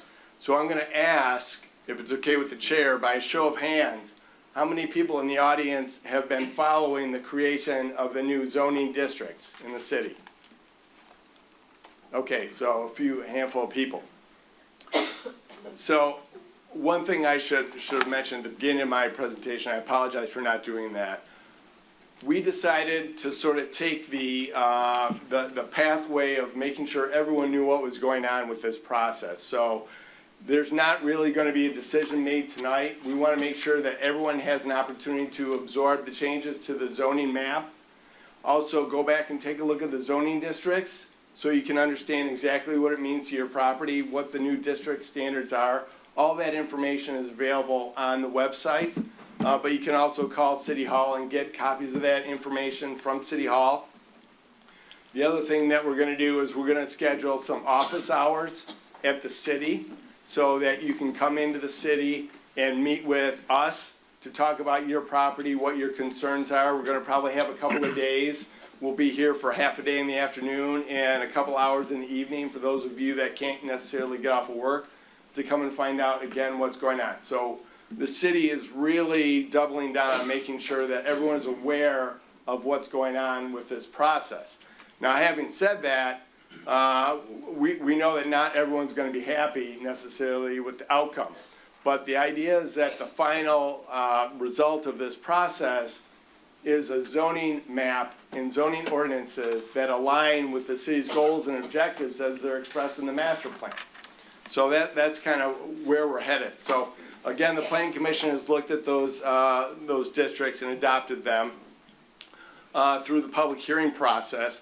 And we're here tonight to start the process in terms of looking at how those are reflected in the map. And we're going to process the feedback that we get, as I mentioned earlier, so that, again, everyone is aware of what's going on and what's behind the decisions that are being made. So I'm not going to do a deep dive necessarily into the specific zoning districts. Otherwise, again, we'd be here all night because, as I mentioned, there's 10 different districts. But I wanted to put this map up here. This is the map that's in your master plan. This is the future land use plan that's in your master plan. And I want to point out a couple of things with this map. You can see on this map, first of all, let me start by saying we really didn't touch any of the single-family residential districts. We didn't make any changes to those. We didn't change the standards in the single-family district or anything like that.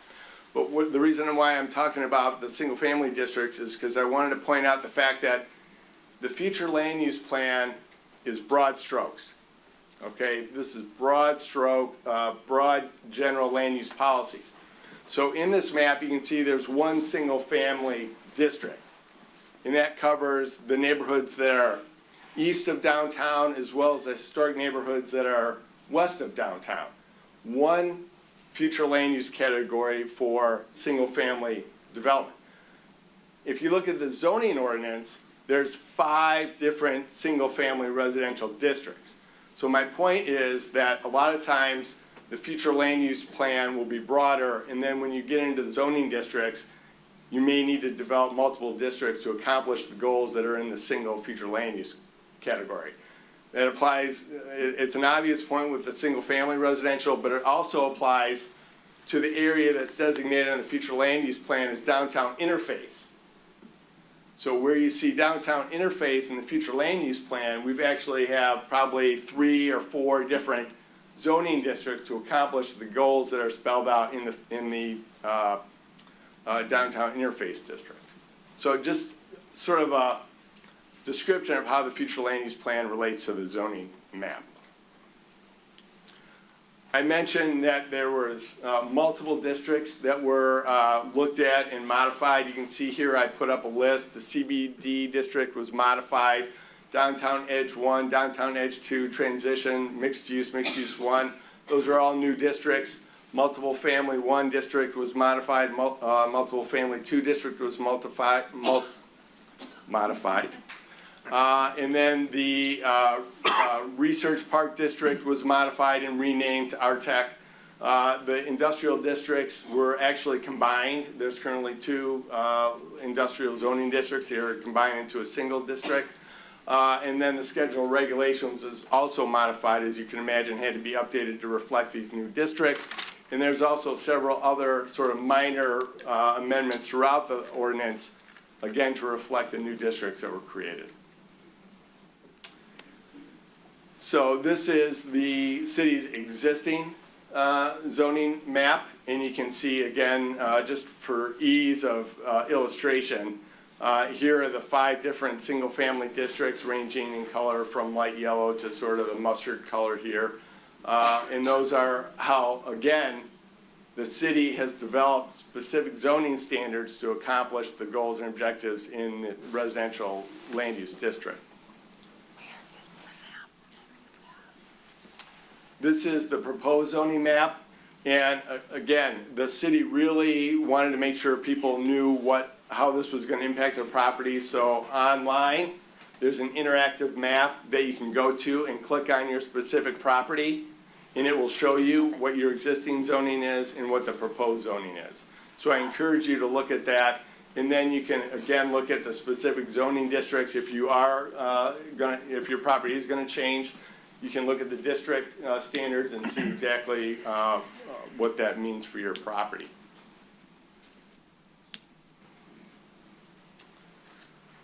So the next step in this process, as I mentioned, we're going to process this feedback, give everyone a chance to talk about how this project is impacting their property. After that, the Planning Commission is going to consider all of that feedback and take their best effort to develop a zoning map that aligns with the future land use, taking all those comments into consideration as best as possible, and then making a recommendation to the City Council.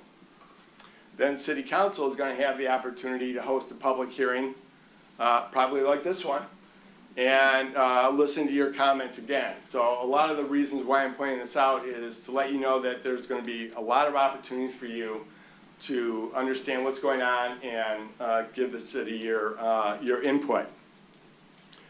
After that, there's going to be a second reading at City Council, and then eventually the amendments will be published and made public once they're adopted, and then finally they will go into effect. And we're targeting probably sometime in August for these changes to go in effect. We want to make sure that we have ample time for input from the public, and also ample time, as I mentioned, to comb through the ordinance and make sure we tie up any loose ends. So that's a process going forward, and at that, be happy to answer any questions. Sure, Mayor Sylvia. Can you speak to our special project designation and how that works both in the map as well as in practice? Absolutely. I'm probably going to go back a little bit further than you'd like, but I think it's important. For years, the city has been considering projects that didn't fit neatly into the existing zoning ordinance through a process called the special projects, which gives the city the flexibility to sort of modify the standards in the zoning ordinance through a process of back and forth with the developers, so that the city can hopefully get what they think fits, and the developer can hopefully get what they think they need for their project. So there's a lot of back and forth in that process. There's a lot of uncertainty. There's a lot of, we don't necessarily know what we're going to get at the end of that process. So it's very difficult with those kind of discretionary processes to get predictable outcomes. So one of the main reasons why we did this is we wanted the final zoning to be more consistent with what the city wants to get and what kind of development the city wants to get, but also to be able to communicate to the developers, this is what the city wants. And so there's not a lot of back and forth, bending the rules, modifying the rules to fit certain situations. Now, having said that, we do still have what's called the special projects boundary on the zoning map, and that means properties that are within the special projects boundary do have access to a discretionary process to modify the standards. In a mature community like Rochester, there are going to be some square pegs that don't fit neatly in round holes. So having a discretionary process can be mutually beneficial, but the effort here was to drastically reduce the number of projects that had to go through that process and really leave that process up to, you know, a few a few pieces of property in the city that didn't really fit neatly into the zoning map. Thank you. Commissioners, any other questions for Mr. Jackson? No? So I guess, Mr. Bandit, this time I'll open it up and commence the public hearing. Okay, so I'm going to open up the public hearing component of this. Now, again, this is obviously going to be step one of many steps that we're going to take, and we're clearly not going to take a vote tonight, but I don't want to stifle opinions, and I don't want to dampen communication. I want everyone to be able to say what they have to say. But again, be mindful that we have read the emails, we have spoken to many of you, and we will continue to do so, okay? So at 8:25, I am going to open the public hearing. I can clear out half of this room if you'll let me go Yes. first. Yes. Yeah. Yeah, let the assistants lead go. Yes. Yes.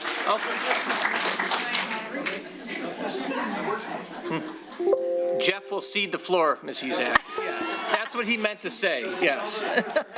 Right. Yes. I believe Alan from the community house calls them the Rochester's Army. Yeah. So the Army is here.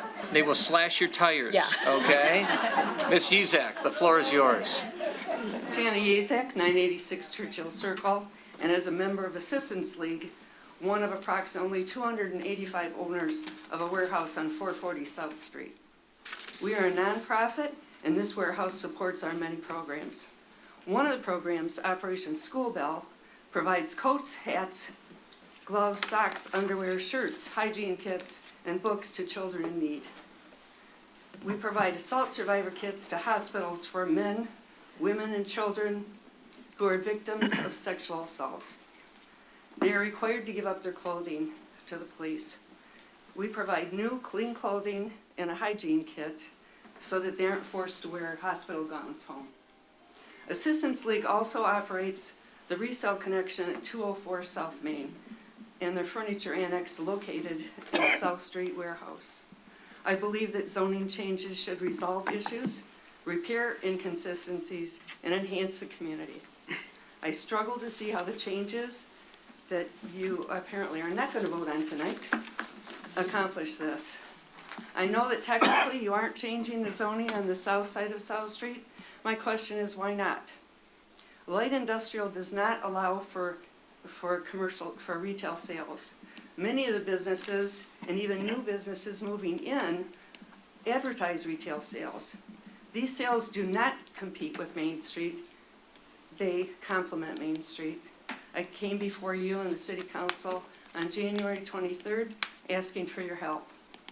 I'm still waiting, but I'm not giving up, and I'll be back again.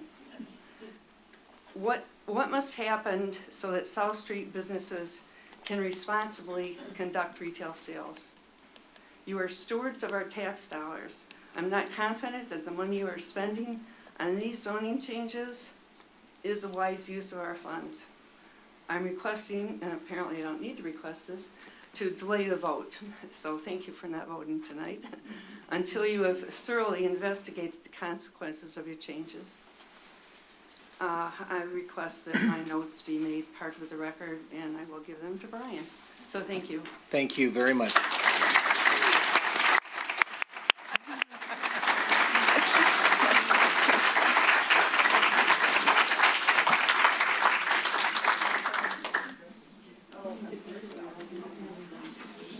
That's like most of the room. Comment on anything. No. Wait till it's all done. It always feels awkward, right? Public comment is public comment, but it's not public dialogue. Got it. It's weird. It's weird. It's weird. And I'll say something.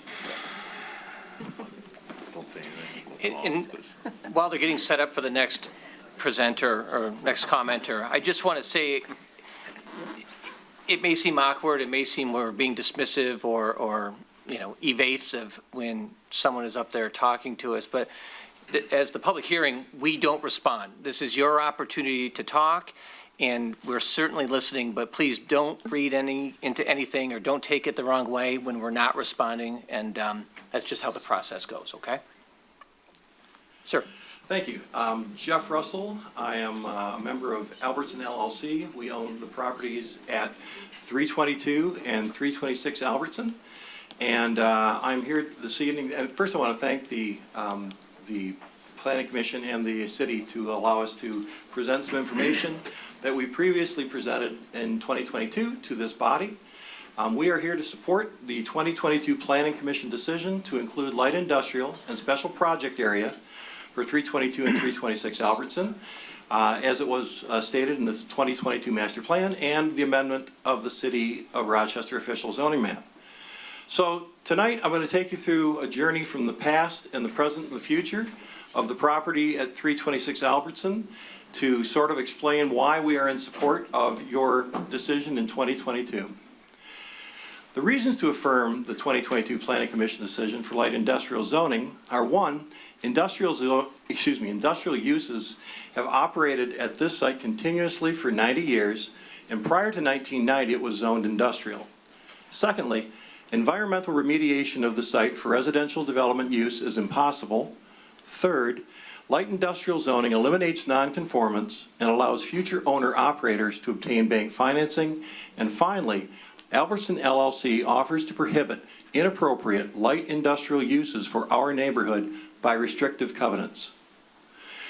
The history lesson starts in 1935 when Standard Oil built a depot to transfer fuel oil from the Michigan Central train line, now the Paint Creek Trail, into 70,000-gallon storage tanks, as you can see in the triangular shape on the right.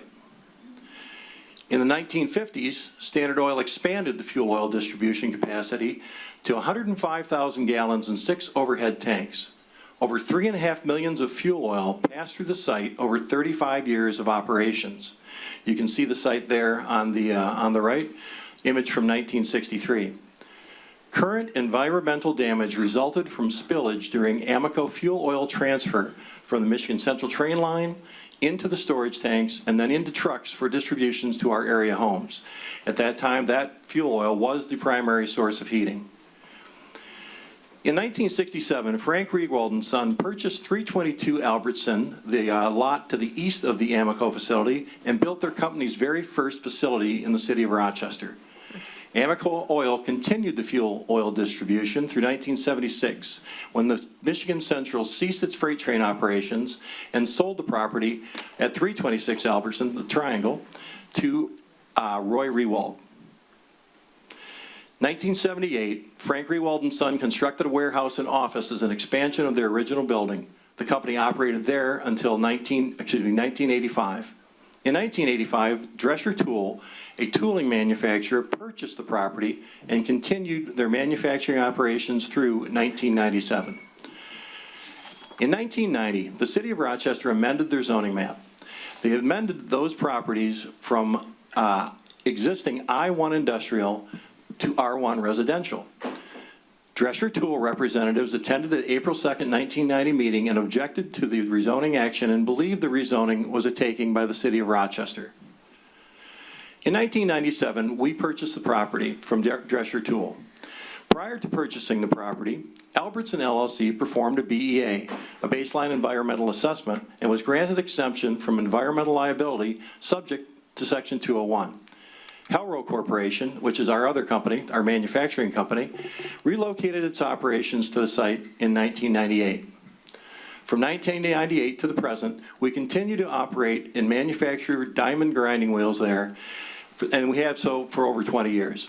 For most of the time, 10 machinists and 5 office personnel were employed, and the shop consists of, this sounds like the 12 Days of Christmas, 9 lathes, 4 mills, 3 saws, 7 grinders, 2 drill presses, 2 air compressors, 2 sandblasters, 2 dust collectors inside the plant, and 2 heat treat furnaces, a majority of which is still in operation today.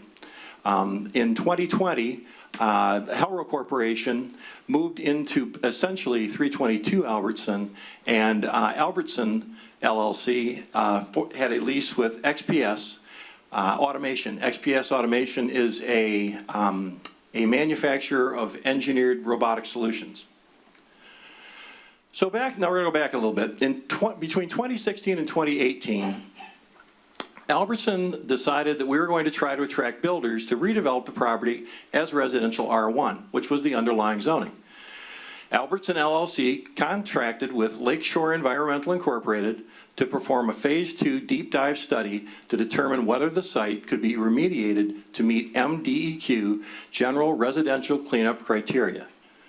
Albertson LLC determined that state of Michigan MDEQ and EDC grants to clean up the site were not available due to the residential nature of the property, the size of the site, and the fact that there was no job creation. In 2016, the Phase 2 results for the environmental came back, and the extent of the contamination was far greater than we had expected or anticipated. The map on the right of the property shows the extent and nature of the Amoco spilled fuel oil contamination. Due to the location of the contamination, Albertson sent the MDEQ, a lot of alphabet soup, City of Rochester, the MDEQ notice of migration of contamination that likely had migrated into the Albertson Street right-of-way. As a note, the source of the subsurface contamination, the fuel oil, presents no exposure risk to the public. The 2018 Phase 2 environmental conclusions are as follows. This is from a letter dated the 14th of December 2018, and the letter will be included in your packet.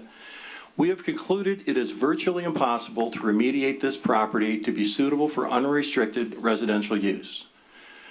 The redevelopment of the property for R1 residential use is not possible. It was very disappointing to us because we really had envisioned some beautiful homes there, although it was very difficult to attract builders to that site. Anyway, the residential R1 zoning use cannot be accomplished due to the property's historical use and abuse. Future zoning use should reflect the highest and best use of the property based on actual site conditions. In 2022, at the February 7th Planning Commission meeting, at the public hearing for the 2022 Master Plan, we presented past zoning, use, environmental information relevant to support light industrial zoning and special project area placement for the site. Planning Commission decided to designate the future use of 326 Albertson as light industrial and included the parcels in the special project area after deliberation of the facts regarding the site's past industrial use and contamination. During the March 3rd Planning Commission meeting of this year, our neighbors expressed concerns regarding several light industrial uses that would be incompatible with our neighborhood. We agree. Not all potential light industrial uses are appropriate for our neighborhood or our location.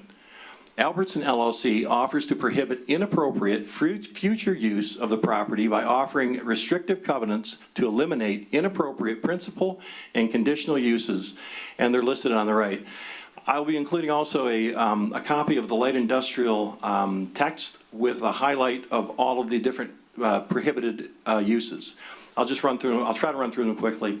In the principal area, in subsection 1, trucking facilities and the storage of sand, gravel, and stone.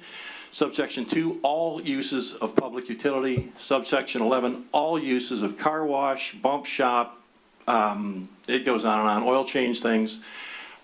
Prohibited conditional uses, all the uses that are B1 general uses that are attributed to convenience for the industrial section, which is not near our property. The conditional use of metal plating or stamping, all uses of oil gas wells, all uses of pet grooming, exercise care, and facilities. The last 6 months, we have been in purchase negotiations with two excellent use owner-operators. A small engineered automation manufacturer, our current tenant, XPS, and an organization that provides Detroit area children in need Christmas gifts, assistance with hygiene kits, school supplies, and summer camp scholarships. Both of these new light industrial owner-operators will require light industrial to be able to obtain commercial loans. If we follow the guidelines set forth in your 2022 decision, the light industrial zoning will result in recent owner-operators purchase negotiations that require the industrial zoning, and more importantly, for future use owner-operators that can obtain bank financing. And this meets city goal of reducing non-conforming properties.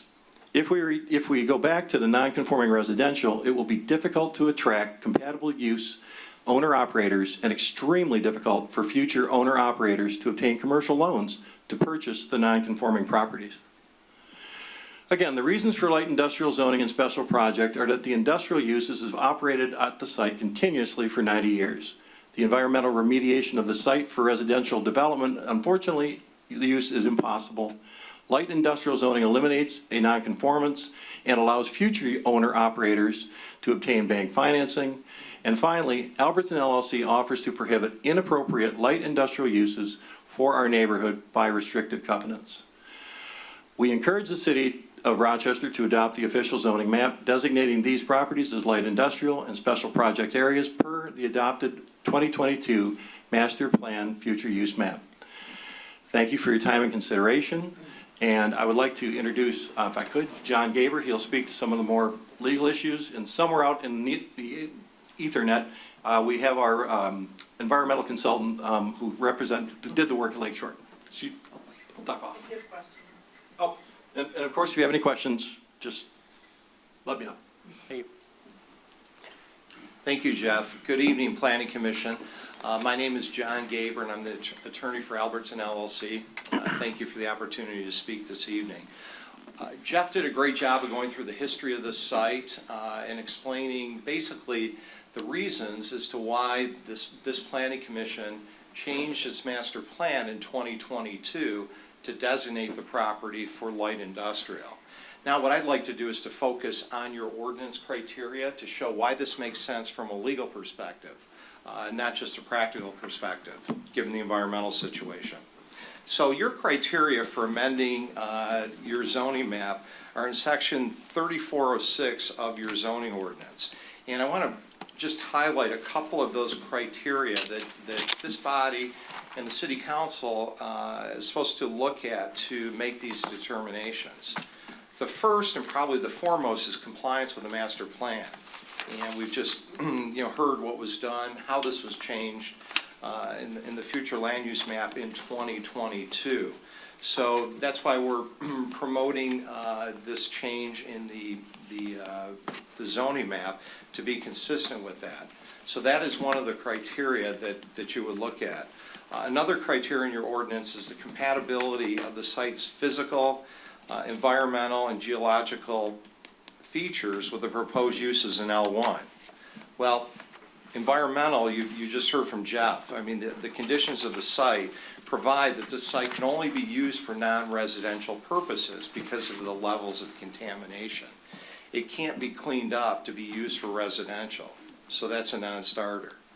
With regard to physical compatibility, one thing you should know about the property too, not only is the use a non-conforming use currently with Hellro operating and XPS operating their light industrial businesses, but essentially the physical structure of the property is non-conforming as well. There are setback issues. So essentially the site is locked in as is in terms of the buildings and the configuration of the property. It can't be added on to and it can't be expanded because that would expand a nonconformity. So basically it is what it is. It's not going to change. A third criteria is the compatibility of light industrial uses with surrounding uses in zoning. This obviously is a difficult one because you have all the single-family residential uses of many of these neighbors that surround this property. I would suspect that most of these neighbors purchased or built their homes, when Hellro was there and Hellro was operating, and probably believe that Hellro is a good neighbor, from my understanding. So what the Russells are doing to try to mitigate some of the adverse effects of the L1 zoning is they're trying to get rid of those uses in the zoning ordinance that are either permitted or conditional uses that would be objectionable to the neighbors. And that's what they're offering through a restrictive covenant. And that restrictive covenant, we could condition the rezoning based on that type of a restrictive covenant. Because criteria 8 in your zoning ordinance says that the applicant can propose those type of conditions on the rezoning. So that's certainly something that can be done to enforce those restrictive covenants. And then the only other criteria I wanted to highlight was the compatibility of the street system to service the expected traffic. Well, the street system has serviced the L1, basically L1 use of the property for several decades, and we believe it will continue to do so. The similar L1 uses that could go there, we don't believe would result in a greater impact because the site is restricted to the existing building site, the existing parking spaces, loading areas, etc. It is what it is. Therefore, we believe the significant rezoning criteria are met with regard to the light industrial with SP overlay as it pertains to your zoning map amendment. Now, a couple of other protections that the city has in its ordinance. If there were a situation where there was a light industrial use that became a nuisance, well, Chapter 20 of your ordinance addresses some of those concerns. Article 4 is your blight ordinance. If the site is unkept, unmaintained, you have enforceability provisions that you can exercise under that section. Chapter 20, Article 5 deals with nuisances. And what this section does, it prevents interference with another property owner's use and enjoyment of their property. So if the users on this property were to do that, to have that type of negative impact, that would create a nuisance. And the city has remedies for nuisances. And then finally, as part of that is your noise control ordinance. It's unlawful to make loud or unusual noises which disturb the peace and the quiet and creates a nuisance to the surrounding properties. So this is also an enforcement mechanism in your ordinance that can be used in the rare circumstance that there is an issue or a problem in the future.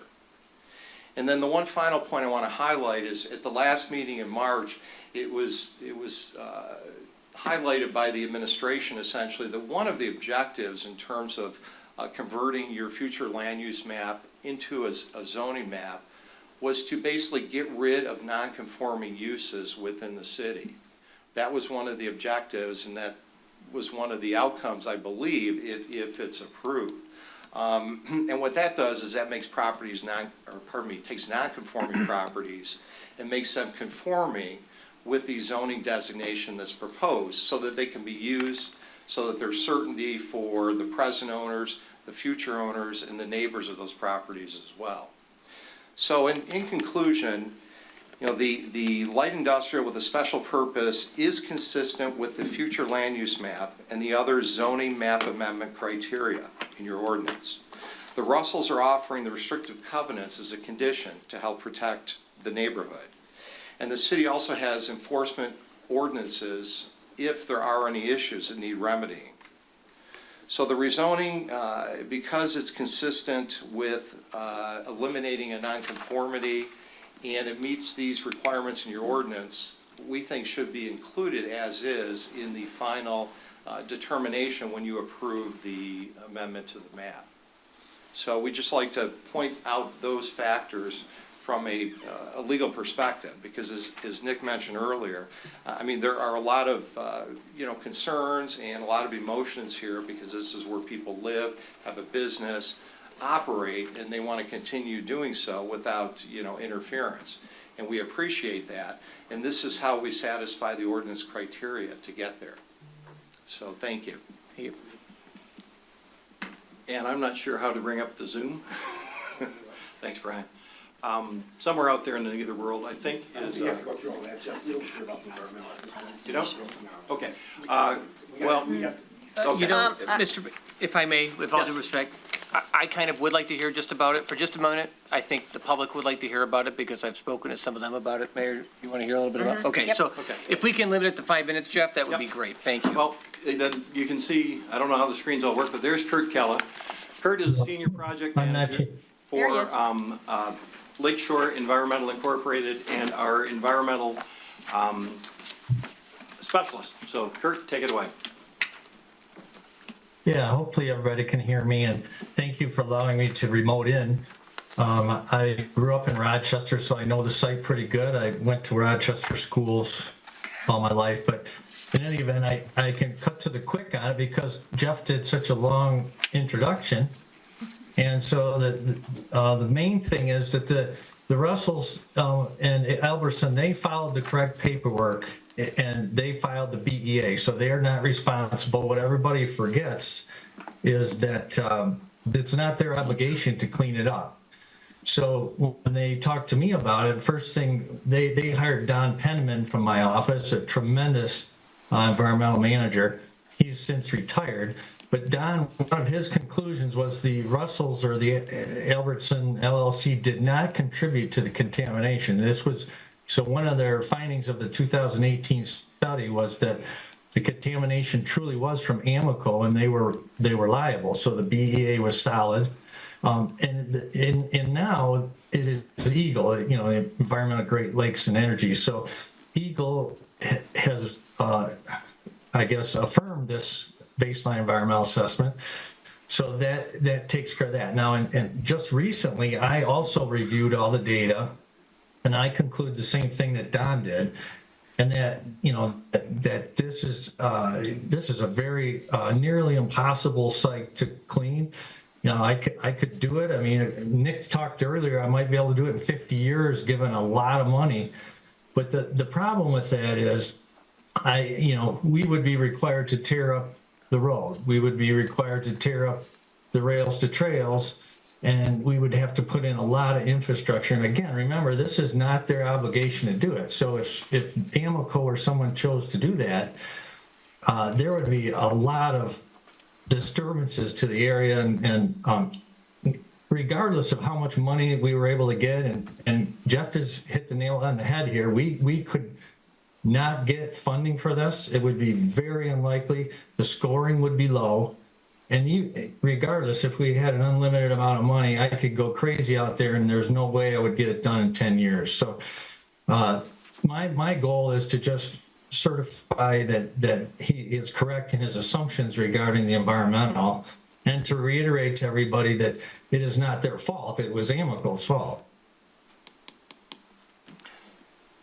And then I'll be happy to take questions or however you'd like to do it. I can talk, I'm pretty long-winded. I can talk a long time.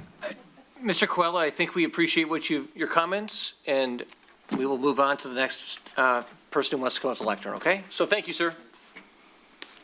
Thank you. Okay. Okay, thank you, Mr. Russell. Mr. Gaber, that's right. Okay, anyone else like to come up?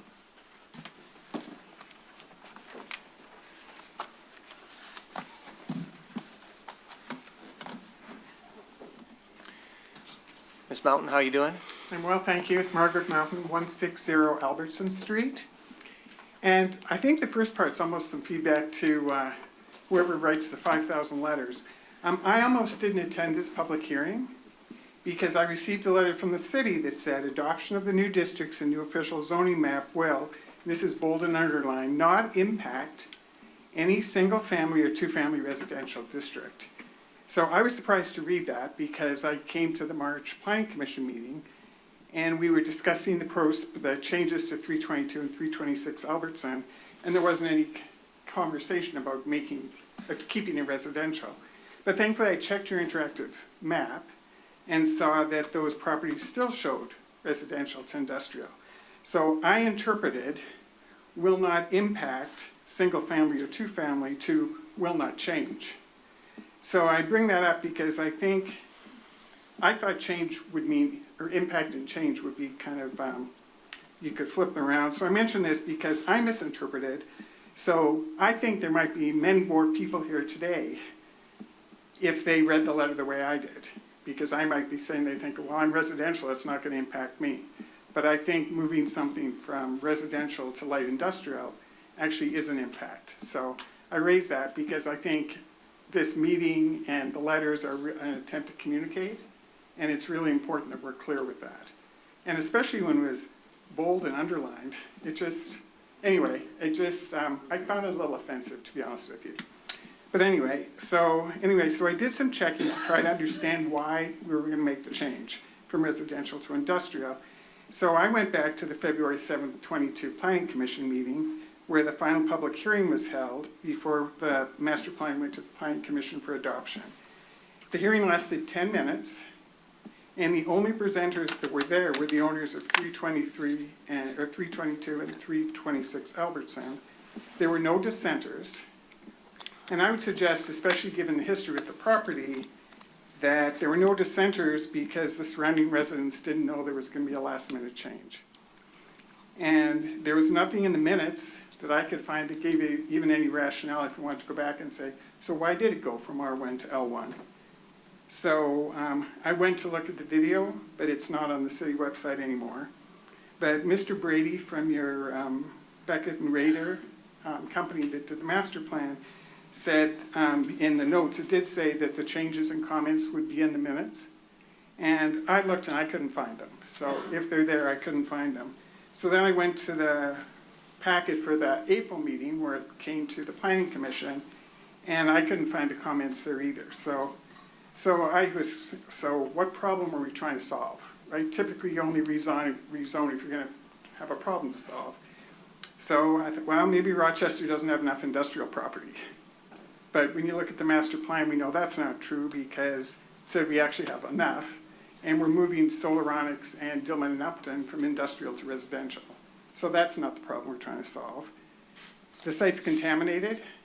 And like everybody else in this room, I'm sure we all wish it wasn't contaminated, but rezoning doesn't fix the contamination issue. The site can't actually be residential because it's contaminated. And I have more information now than I did obviously when I made my notes, but I think I thought the cost of remediation was unknown, but even if it's true, I think it's the property owners, not the city, that are responsible for that. And I thought, well, maybe because the site has to be vacant, because it can't be residential. But as it's been stated, the site currently houses XPS Automation and an R&D firm, and I live on Albertson, and from my perspective, they've been a very good neighbor. So I don't know why we would need to rezone to have them continue to operate there. Again, I think they're a very good neighbor. And from the people I've talked to that work there, just when you walk by, they seem to be very happy there as well. Well, maybe the current property owners don't have the flexibility they'd like to have to develop, sell, or lease the property. And I'd say that might be true. But the current zoning, I believe, was in place. The R1 was in place when the property was purchased. So buyer beware. I think it was R1. And there is a process available with a non-conformance that things can be brought forward if you want to put something else. And some of you would remember in 2018, 2020, coming to the Planning Commission was a proposal for a CrossFit and also for a dog training / dog daycare business. So I think with the current zoning, there is opportunity to look at other potential uses for the property. I don't think it has to be industrial, but with the current process, it gives neighbors opportunity to have a voice. Because one of the reasons you zone is so you don't have to go through all the iterations and all the approvals. But with this, you would have to, and I think that's appropriate because it provides protection to the surrounding neighbors because we need to have a voice before changes are made. And I thought, or maybe the other reason could be the property is less valuable to the current owners than they anticipate because it can't be residential without some kind of huge investment. And I think that could be true, but the rezoning to industrial would negatively impact the property value of the surrounding neighborhood. And I think it could also very potentially impact the quality of life for the people in the surrounding neighborhood. So my request is to amend the proposed official zoning map to maintain the current R1 designation for 322, 326 Albertson. A failure to do this, I think, provides financial benefit to the property owners at the expense of the immediate surrounding neighbors and the other residents of the neighborhood. I think that's unfair. Light industrial is not in keeping with the character of what I think is the most beautiful residential area in the whole city of Rochester. Thank you. Thank you. Do I give this? I can take it.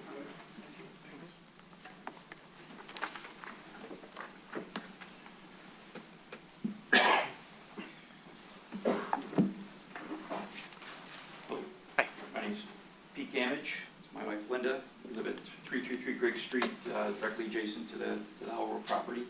In spite of my laptop, I just got a couple comments. So we have owned and lived at the property since 1994.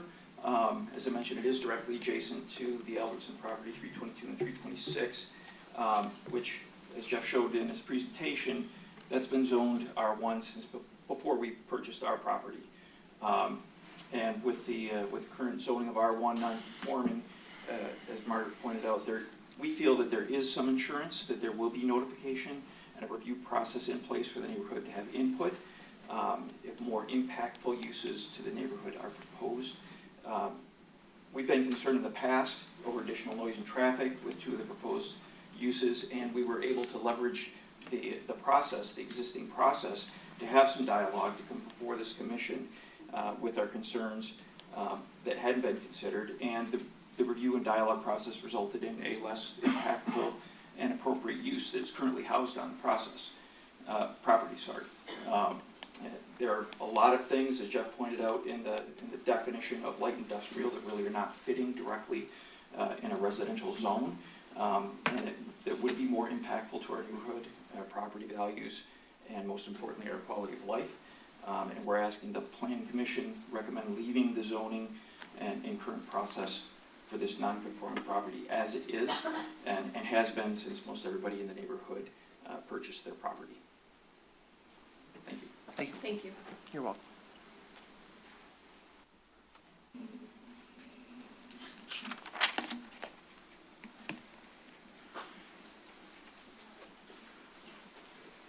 Hi there, Tammy Snow, 159 Woodward. So, a couple of things I wanted to highlight that didn't make sense to me. I did read the master plan, every page of it, and I was impressed that it was taking into account aging populations, population growth, diversity of housing, all of these different factors, and I took a look at those, and one of the things it does mention is that the forecasted population growth, it is going to need an additional 80 dwelling units over 20 years. When I look at the number of acres, using regrid to look at each parcel and see how many acres it is, and I add it up for the mixed residential, it's 17.7 acres times 16 dwelling units per acre for a mixed residential, gets me 283 units. Bingo, automatically. Even though I only need 80 in 20 years.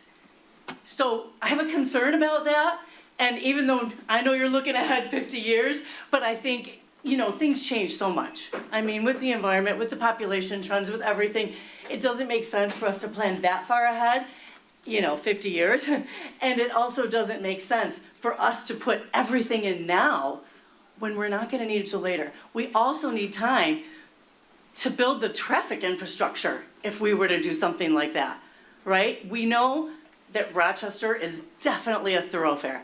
I worked out in Auburn Hills for 20 years, and everyone's like, oh, I know your house. Yeah, I drive by there all the time. People drive through, downtown Rochester to get to other areas. It is definitely a thoroughfare. Maybe not specifically in Woodward, I know that's a big one. But, so that was one of the other things that I really was concerned about. And then, I took a look at the wetland maps, I took a look at everything else. Everything else looked good, everything matched up. The number of housing, or number of people per house, I looked at that, and did the Google search as well as the US Census and the data that you had, everything matched up. So it looked good, but the main concern is I didn't really see any traffic mitigation plan. There was references to the fact that it would have to be studied, but I don't think we should rezone until we even look at it. So those are my main concerns, okay? Thank you. And I have cheat sheets that I will definitely send you. Thank you. Yeah. Appreciate it, thank you.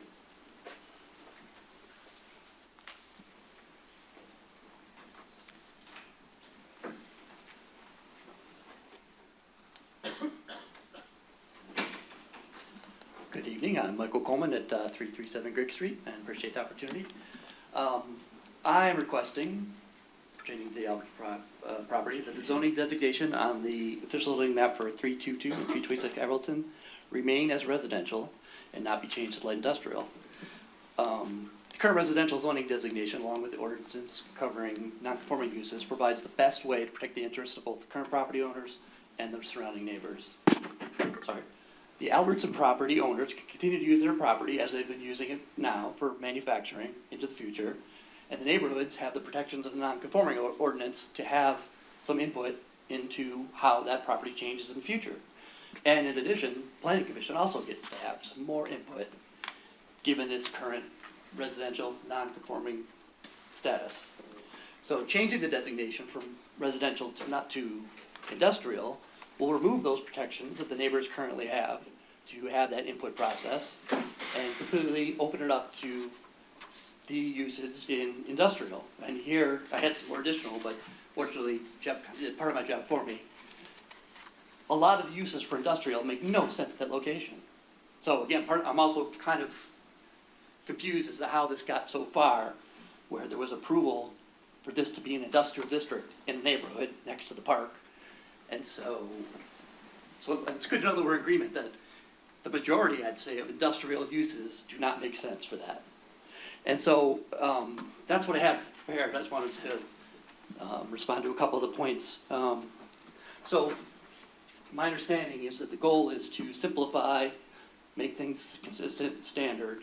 So the proposal to say, okay, let's make it industrial, but we'll have this additional set of covenants that apply to this property. I'm not seeing how that simplifies things. That, again, it's just another version of a special case. So I'm not quite sure how that makes sense as a solution. A couple of other things. Getting rid of non-conforming uses. I've heard quotes from prior council meetings that 2/3 of the properties in Rochester are non-conforming. The daycare next to the property is currently non-conforming. So I struggle to see how removing a non-conforming on a single property, given all the other conditions out there, is significant enough to warrant being a valid reason for making this change. The idea, so then the other protection is, well, you have nuisance ordinances. Why would we want to wait until a new business is in there and for them to be a problem to then have a way to deal with that? It seems that the better solution, keep things as they are. The current properties continue using it for manufacturing, the condition under which they purchased it. They knew it was residential, they knew it was non-conforming, they continue their use. The neighborhood still has a mechanism through the non-conforming ordinance to come and have a part in discussing how our neighborhood is shaped and formed going forward. Thank you. Thank you, Mr. Coleman.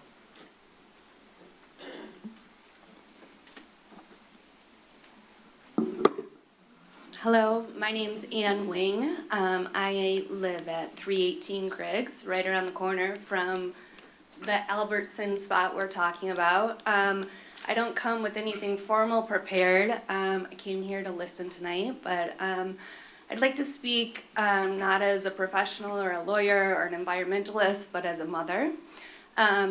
This morning at the bus stop, which is a matter of meters from the spot on Albertson, 12 elementary students got on the bus.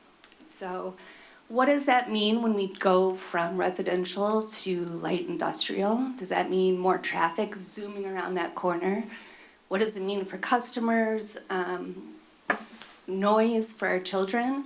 In this area, there is only a sidewalk on one side of our street. This area is booming with new families and children. You just put in an all accessibilities park. The children are running up and down the streets. It is awesome.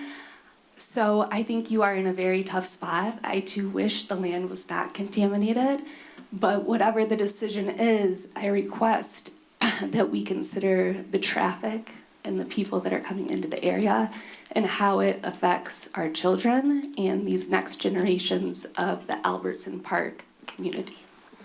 Thank you. Thank you.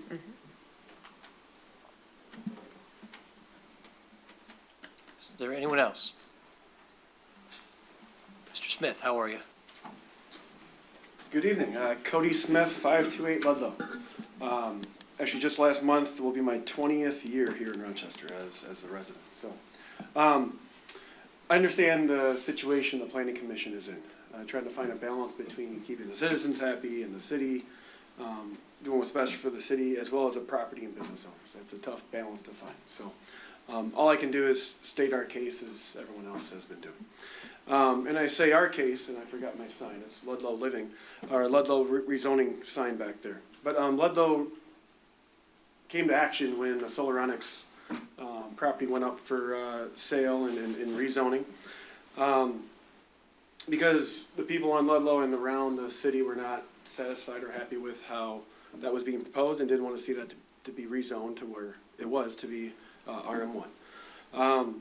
We lined the street with those signs. We had over almost 1,000 signatures for an online petition to prevent the rezoning.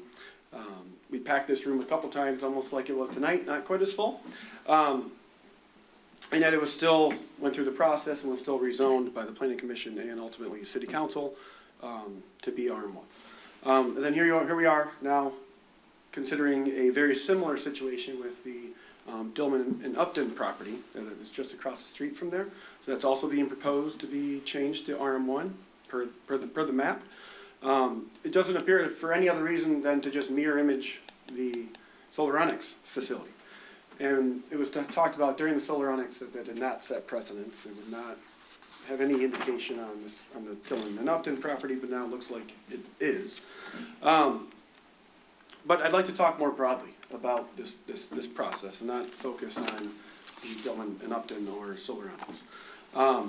Because as you guys mentioned earlier today, the law should apply the same to everybody and every property within the city. We don't let pizza joints get away with things, obviously, as we saw tonight, so we should hold the city to the same high standards. Yeah, I've been up here a few times in front of you guys and city council as well, and I've been told that, the city cannot deviate from the master plan without justification. I think we just mentioned that I think it was 2 meetings ago, because I asked a question, and I think it was video that said we cannot deviate without justification. So what I'd like to see is that justification in writing for whenever we're about to or proposing to deviate from the master plan on any of the lots around the city. And I think the city would like to have that as well to defend against future litigation or questions or challenging. Have it in writing. The interactive map was very well done. It was very nice, easy to use. So I'd like to take that and build upon it. And I ask that we don't pass the new zoning proposal without a line by line matrix that compares the current zoning to what the master plan future land map is proposing, which we should be adopting. And if we want to deviate from that, state why we're deviating from it. Whether it's for changing from residential to industrial, or whether it's going from industrial to something else. Just anytime we're deviating, we should document that and have a good justification as to why we're doing that for many reasons. So, 50 years from now or whenever, we can come back and look at that and say, okay, that's why we deviated from that plan on that day. Because we should be following the master plan unless there's a good justification not to. So, thank you. Thank you, Cody.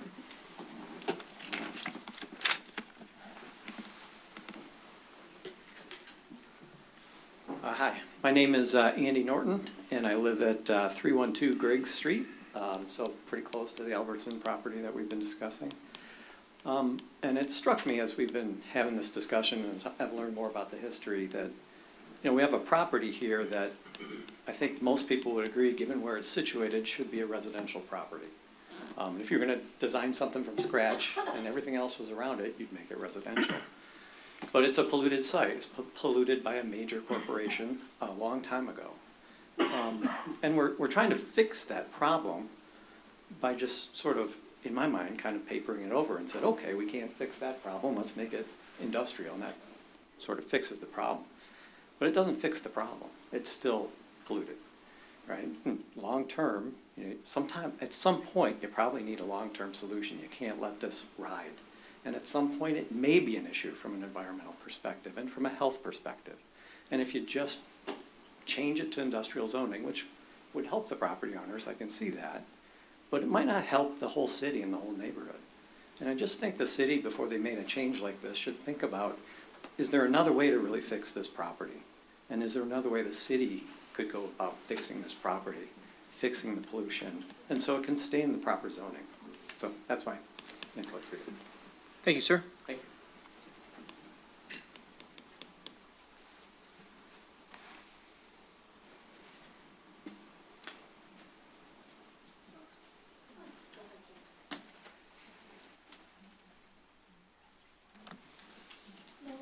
Hi.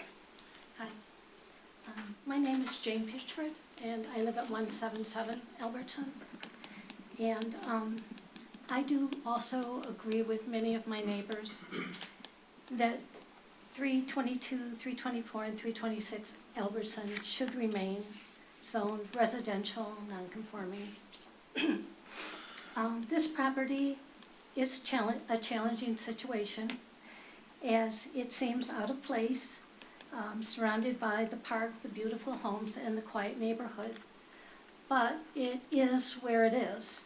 And hopefully, for our neighbors and for the property owners of 322, 324, and 326 Albertson, there will be a solution in the future. But for now, I feel that rezoning that property to light industrial would be moving backwards. Because this property is so close to many residential homes with a very minimal transition from industrial to residential, I feel it should remain zoned as is, residential nonconforming, at least as zoned presently. For any proposed increase of intensive use, the residents have a sort of oversight by having the council and the planning commission approving what is best for all of the community. And I just wanted to make one further comment after listening about the children getting on the bus today, the 12 children. That area, that road, and the parking situation, if anything goes into that area that needs to have equipment, whatever, offloaded a truck with a forklift, like I have seen in the past there. I have seen the truck, it did not pull into the bay area because I don't think, I'm not sure, but my assumption was it's not large enough for a big semi to get backed up there.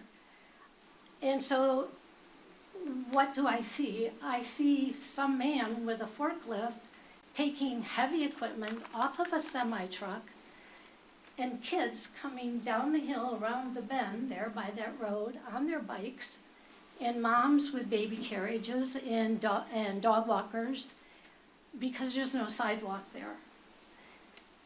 And like I say, I think having the oversight of the planning commission is the best for the community, the neighborhoods, and everybody involved. Thank you. Thank you.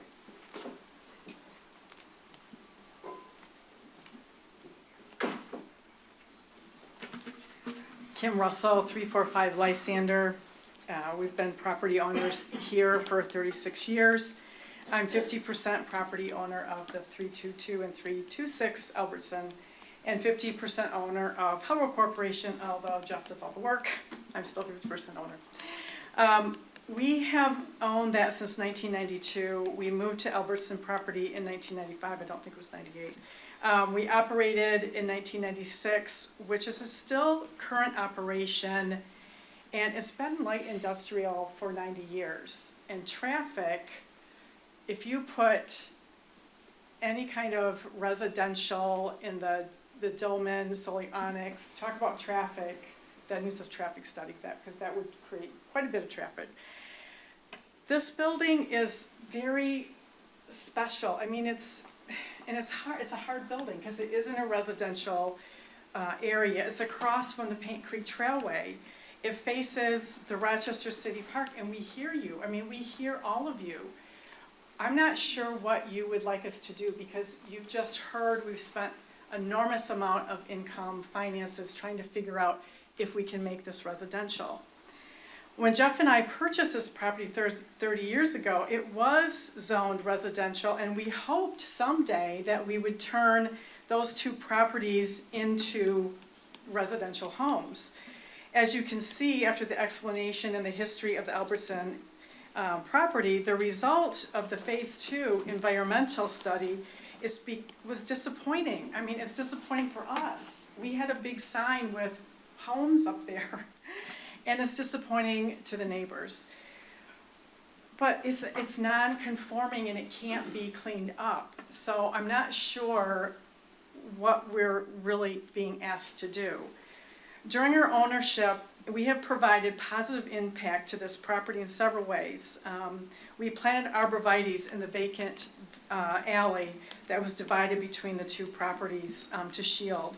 We planted shrubs and grasses. We recently added 2 butterfly gardens, yes, thank you to Marilyn Trent, and creating a pleasing landscape.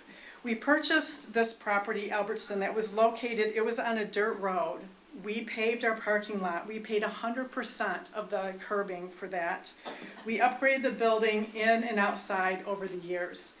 When Howell Corporation arrived in the Rochester community, we provided jobs. One of our best CNC lathe operators actually lives on Griggs Street. Being a good neighbor and investing into our community means a great deal to us. Many of you know that Jeff and I were the organizers that led to the successful campaign of the No Pot on Main Street with very short timeline. We won with the support of many of you, your finances, your time, your dedication. A cannabis store less than a block away would have been devastating to this community, to this neighborhood. Jeff served on the school board while upgrading middle schools, high schools, building the Stony Creek High. At North Hill, Howell Corporation funded the first technology lab. Also, Howell Corporation funded an endowment for the Rochester Schools Foundation to help programs with struggling students. Still today, this exists, like projects for ACE, the Alternative Center for Education. I decided to run for city council in 2007 after we were hit with graffiti. The park was filled with graffiti. I served on Rochester City Council 12 years. In 2014, we started that. I was still on City Council. Also serving on Planning Commission, Trailways, PSD, RARA Board, University Foundation, Rochester Community Schools, to name a few.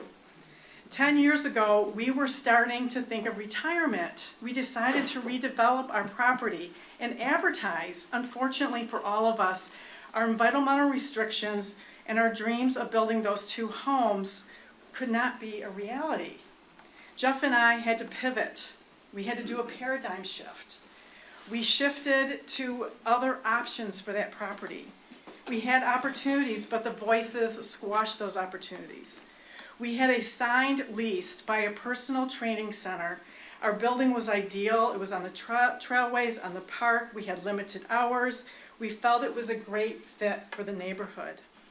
To our surprise, the neighbors came out with a strong voice against this business. They felt the traffic would be too much, even though we had proper parking and restricted hours.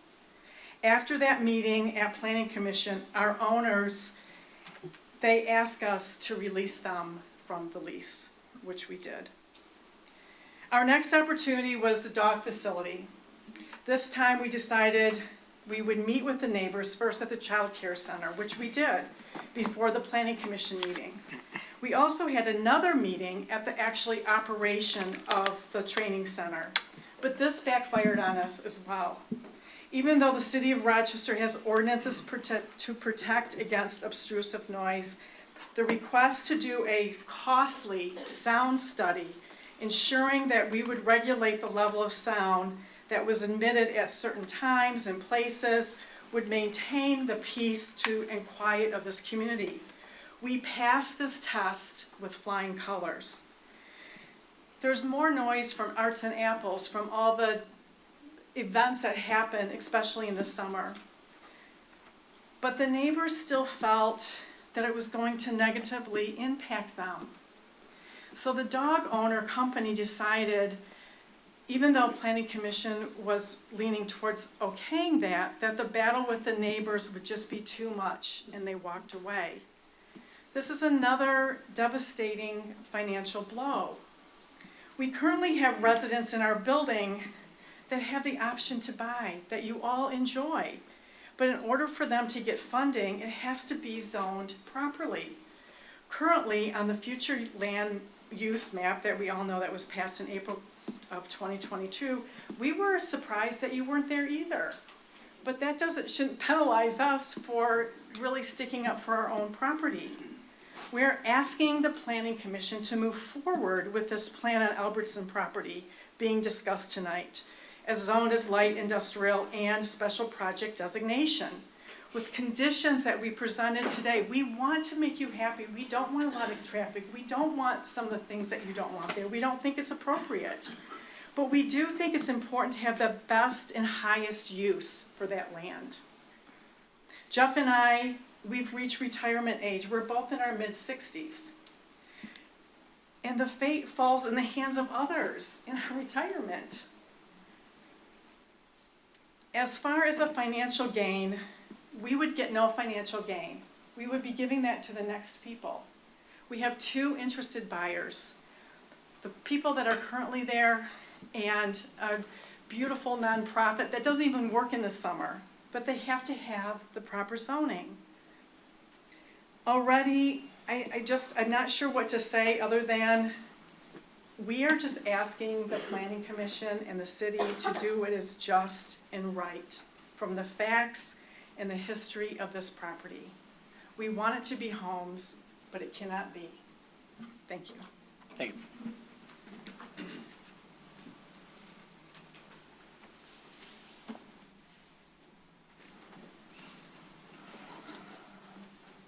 Good evening, Planning Commission. My name is Lauren Coleman. I live at 337 Griggs Street. I have been before you previous instances, and let me take just a couple of moments to try to address some of the issues that have been brought up this evening. I think that there is no contest that we have very good people in the city and in the neighborhood. This is not an indictment of any individual person, any individual family. We are responding to proposed uses for property that abuts our own residents. So I just want to make sure we're all clear on that. And I could stand up here and talk about all the things I've done within Rochester for the last 15 to 20 years. And it doesn't make a case any more compelling or any less compelling, because you guys should be looking at the facts and you should be looking at what is really best for Rochester and Rochester residents moving forward. What I would like to talk to you about tonight is we seem to be centered around some issues that I do not believe are central or germane to the question at hand. And the question at hand is what is really the best and most ideal use for that property for the city of Rochester moving forward. I think there is no dispute in the room. Even the property owners currently sitting here are saying they would love to make it residential. We would all love to make it residential. I understand that the consultant is saying that it is not feasible to remediate it. He then stood up and said, well, yes, it could be remediated, but it would take an awful lot of money and it would cause an awful lot of disruption to the infrastructure. I think that gets to the heart of the matter, which is technology changes every day. Things that we do today and things that we take for granted today, like the projector, like the iPhones everybody has, okay? No one, if you spoke to them in the 1930s and asked them, would that ever be possible? They wouldn't be saying yes. So you have no way of predicting what technologies will become available or what techniques will be available to help remediate that property at some point in time in the future. My concern is that the Planning Commission, when they made the change to the future use map, we then, I mean, shame on me, we weren't at every single meeting. We didn't know you were presenting, or we would have joined you at the meeting. No problem.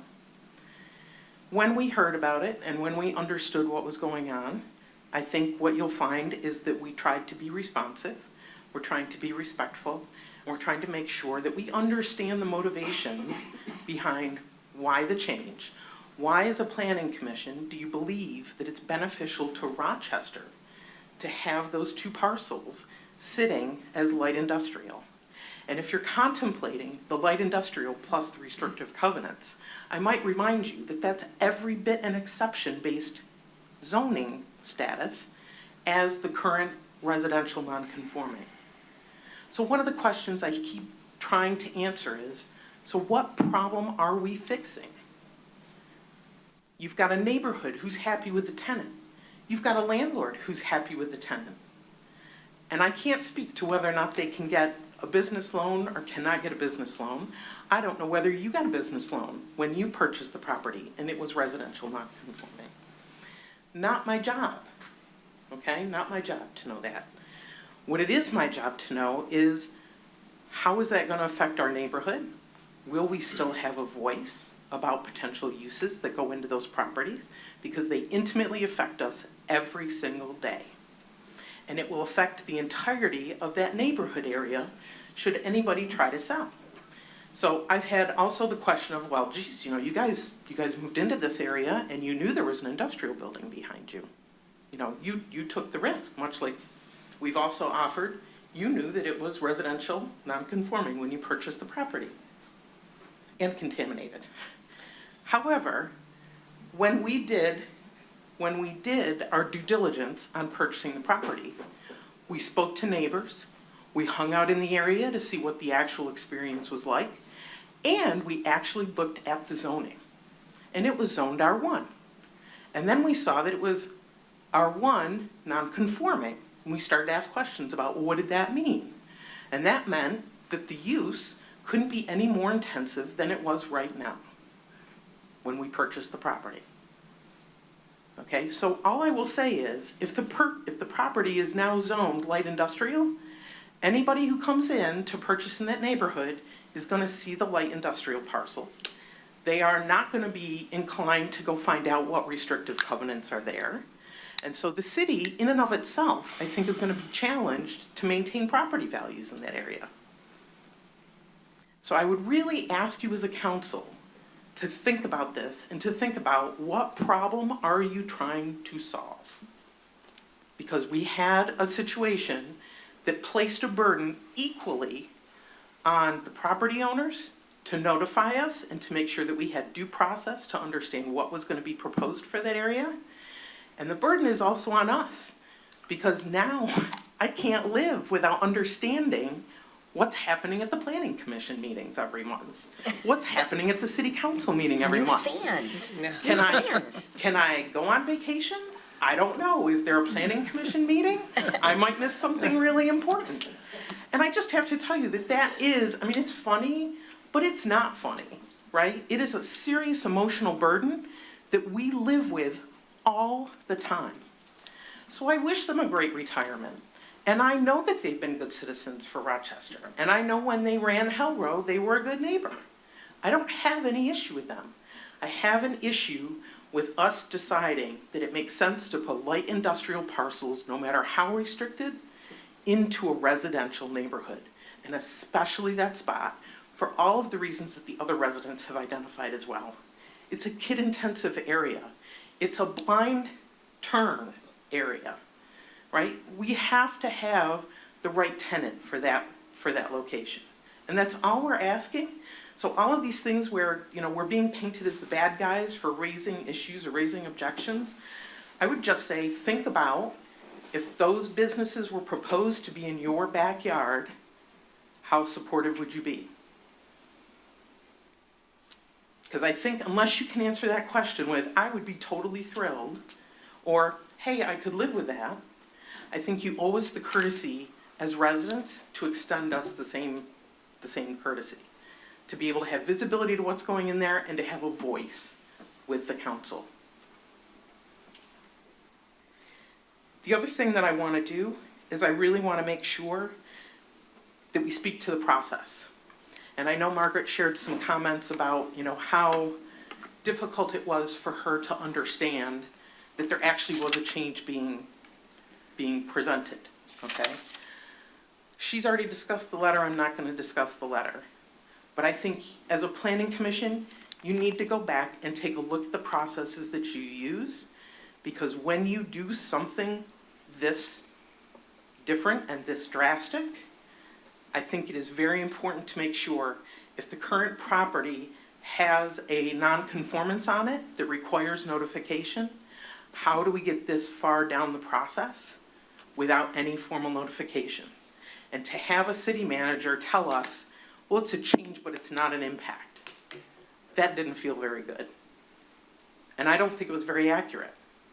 And I would really hope that you as a planning commission would expect more from our city in terms of making sure that your processes are transparent and that the residents get notified appropriately. That's all I have to say. Thank you very much. Thank you. Thank you.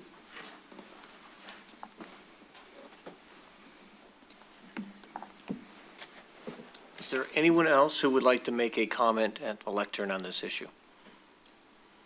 Mr. Chairman? Yeah. I Yeah, received a letter at the front desk. I believe the city clerk dropped off copies, but I could read Is that that for you if you'd like. from Ms. Dinan? Yes. And Dinan, yes, I could represent that we have received it. Some of us received it via email. It was on our desk this afternoon, okay? So thank you. It's noted for the record. And I guess maybe we should go on to Zoom and see if there's anyone online who would like to make a comment. I do not see anyone with their hand raised. Okay.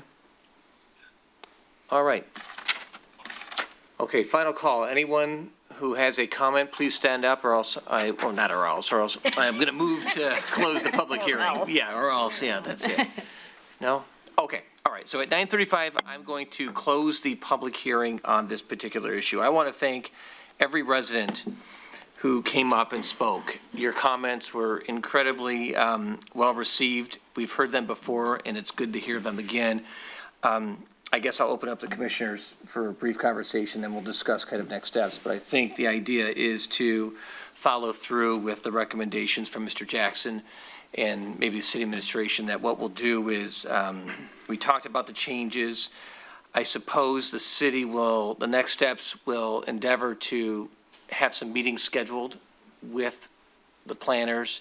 We'll do those here at City Hall. Is there a way, Mr. Banda, that the website could be noted and maybe something sent out? I think it would be helpful to have it very prominent on the website, so people can be mindful of that.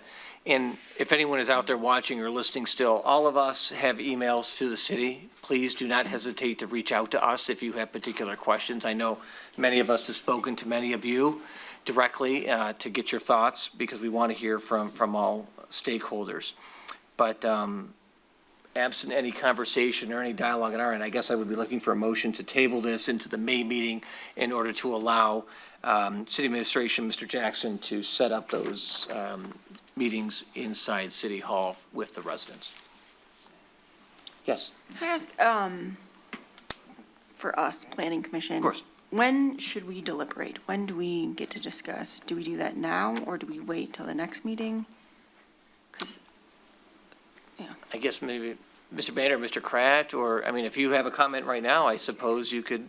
Yeah, you can deliberate now, and Yeah. you can continue the deliberation to the next meeting. Yeah, absolutely. So now, or if you want to hold off, yeah, absolutely, whatever you'd like to do.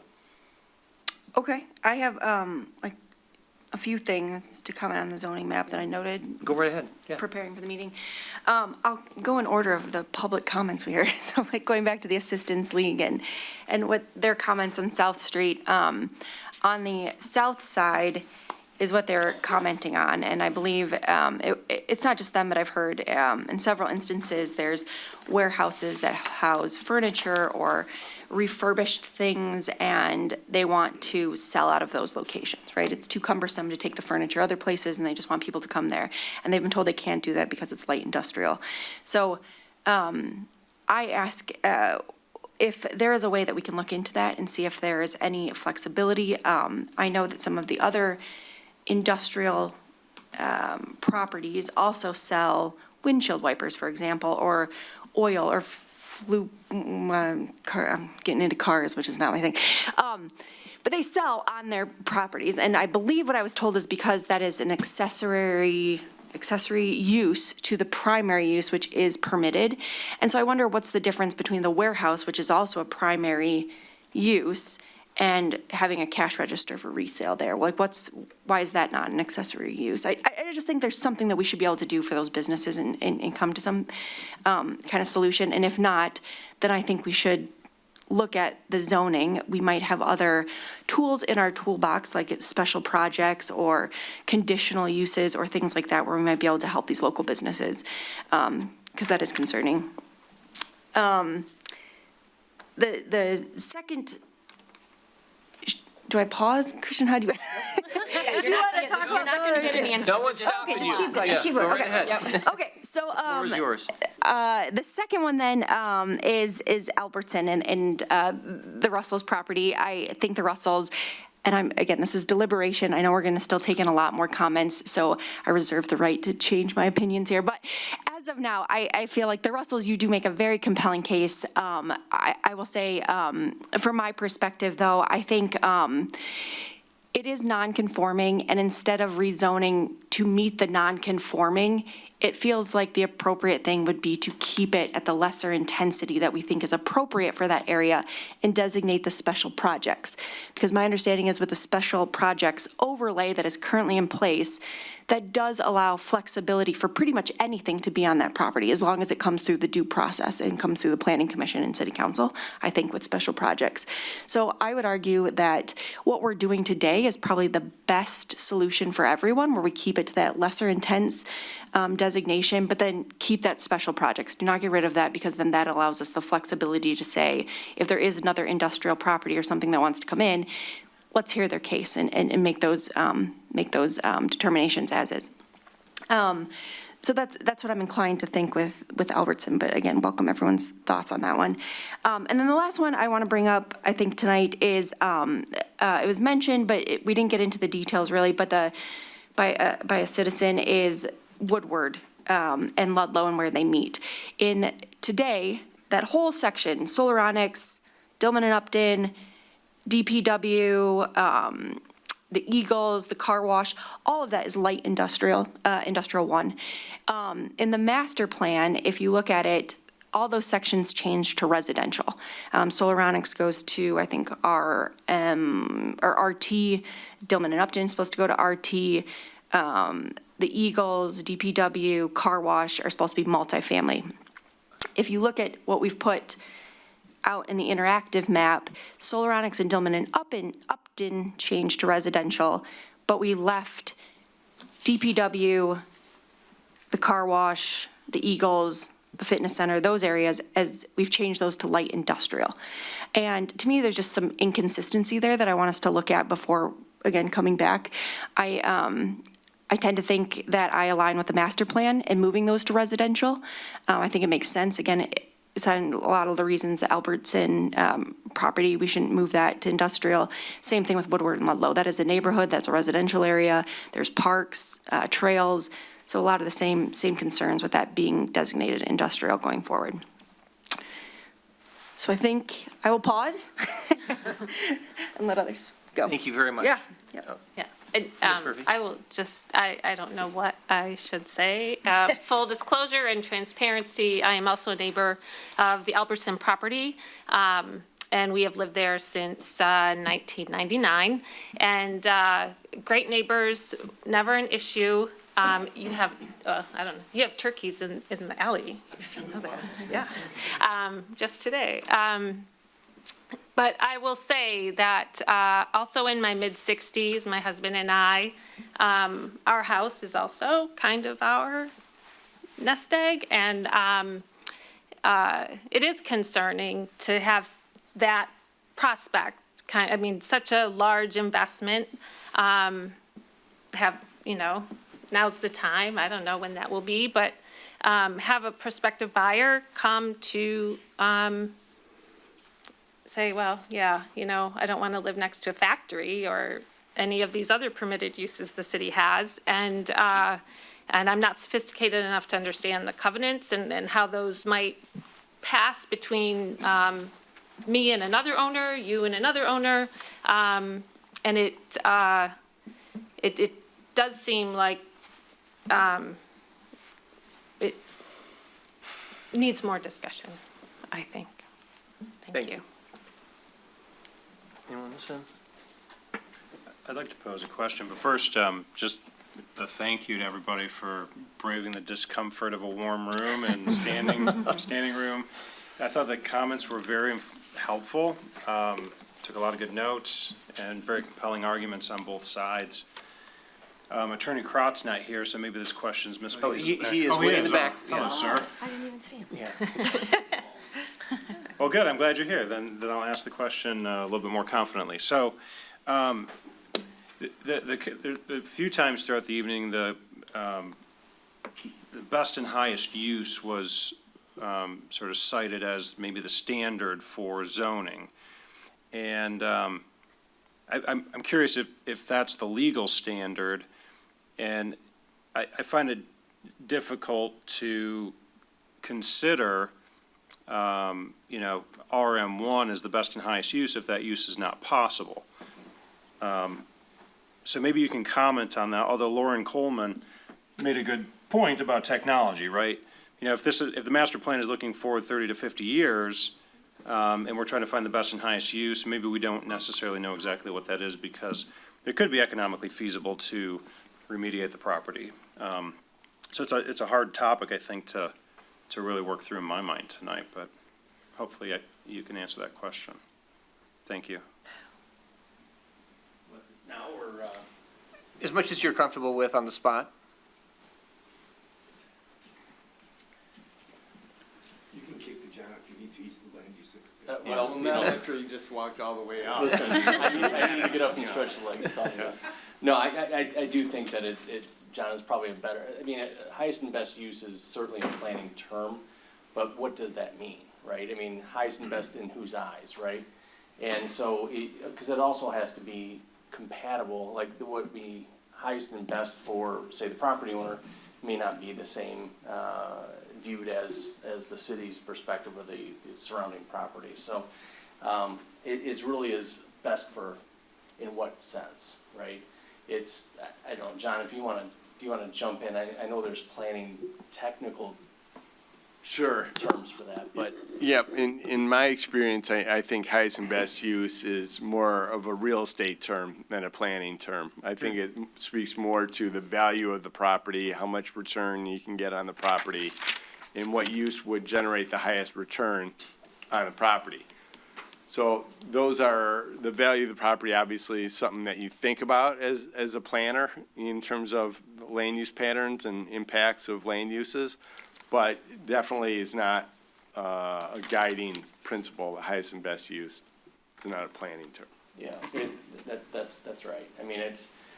Valuation is when it comes into property, when property values is what it's modeled after, what is the highest and best use. So yeah, I guess I would agree with that. And while I'm here, the whole elimination of non-conforming, you heard Mr. Gaber, who I've known for decades and is very skilled in what he does. And he mentioned, the elimination of non-conformities as being favored. I would tend to disagree with him as to how you eliminate that. And one of the residents actually mentioned it exactly right, is that concept of eliminating non-conformities doesn't mean you change the zoning to make an otherwise non-conforming use now legal, because it's non-conforming for a reason, because it's not compatible with the underlying zoning. So it's the elimination of a zoning or a use from property to match the underlying zoning. You don't match the underlying zoning to the non-conforming use to make it legal. If that, hopefully that made some sense, but it is a difficult, like if the property gets knocked down, for instance, the goal is to eliminate non-conformities, not to let them expand, and he was definitely right on that. They can't expand to make it more non-conforming, but that doesn't mean you zone to make it legal. That's kind of the backwards way of reviewing that. Ms. Clausen? Vice Chairman, while we have Attorney Crowd up here, can I ask a question about the Russells' proposed covenants or conditional rezoning? How does that work? Is it legally binding? Does it transfer ownership? Sure, that's a great question. So the first words they used were restrictions and covenants. And at first it gave me I'm like, that's not applicable because the city's not a party to deed restrictions. However, take it to its logical conclusion, not that they're suggesting it, but you put it in there, they're still the owner, they can remove it tomorrow, those restrictions the next day. But then what he mentioned, Mr. Gaber mentioned, which is accurate, is the conditional rezone process. So what that process means is the applicant can present a list of conditions saying, I know this doesn't match the current zoning, but give me this other zoning, but I'll limit it to these particular uses of that. So that would be a city protected process. In fact, 929 and 909 University, I think are the two that I recall that have gone through that process successfully on University, I should say the road. So that means that they presented, it was an office use, or dental use is one of them, Sturt's is the one. And they said, well, we don't want to open it up for all the possible uses of that district. We just want this one little part of that. So what they did is they convinced the city to conditionally rezone. The city can't ask for anything. It's a complete, they offer. And that's an important thing. So if there was, for instance, if the property owners here wanted to go that route, which is what I believe, I don't know if they went for a conditional rezone before when the dog kenneling, but what they would do is they would present the city saying, here's a statement of conditions. So if you rezone this to zoning classification X, here's what we would agree to build, and we are limited to that. And that deals with height, it can deal with setbacks, it can deal with the actual uses on the property, and so then they would have to build to that and to only use it for that limited, what they've offered, and if the city agreed to it. So no matter what happens here, they can always do that. They can always present to the city under that. That's a very valuable tool that would be available to them regardless of what you do. And does that transfer with ownership transfer? It does. Okay.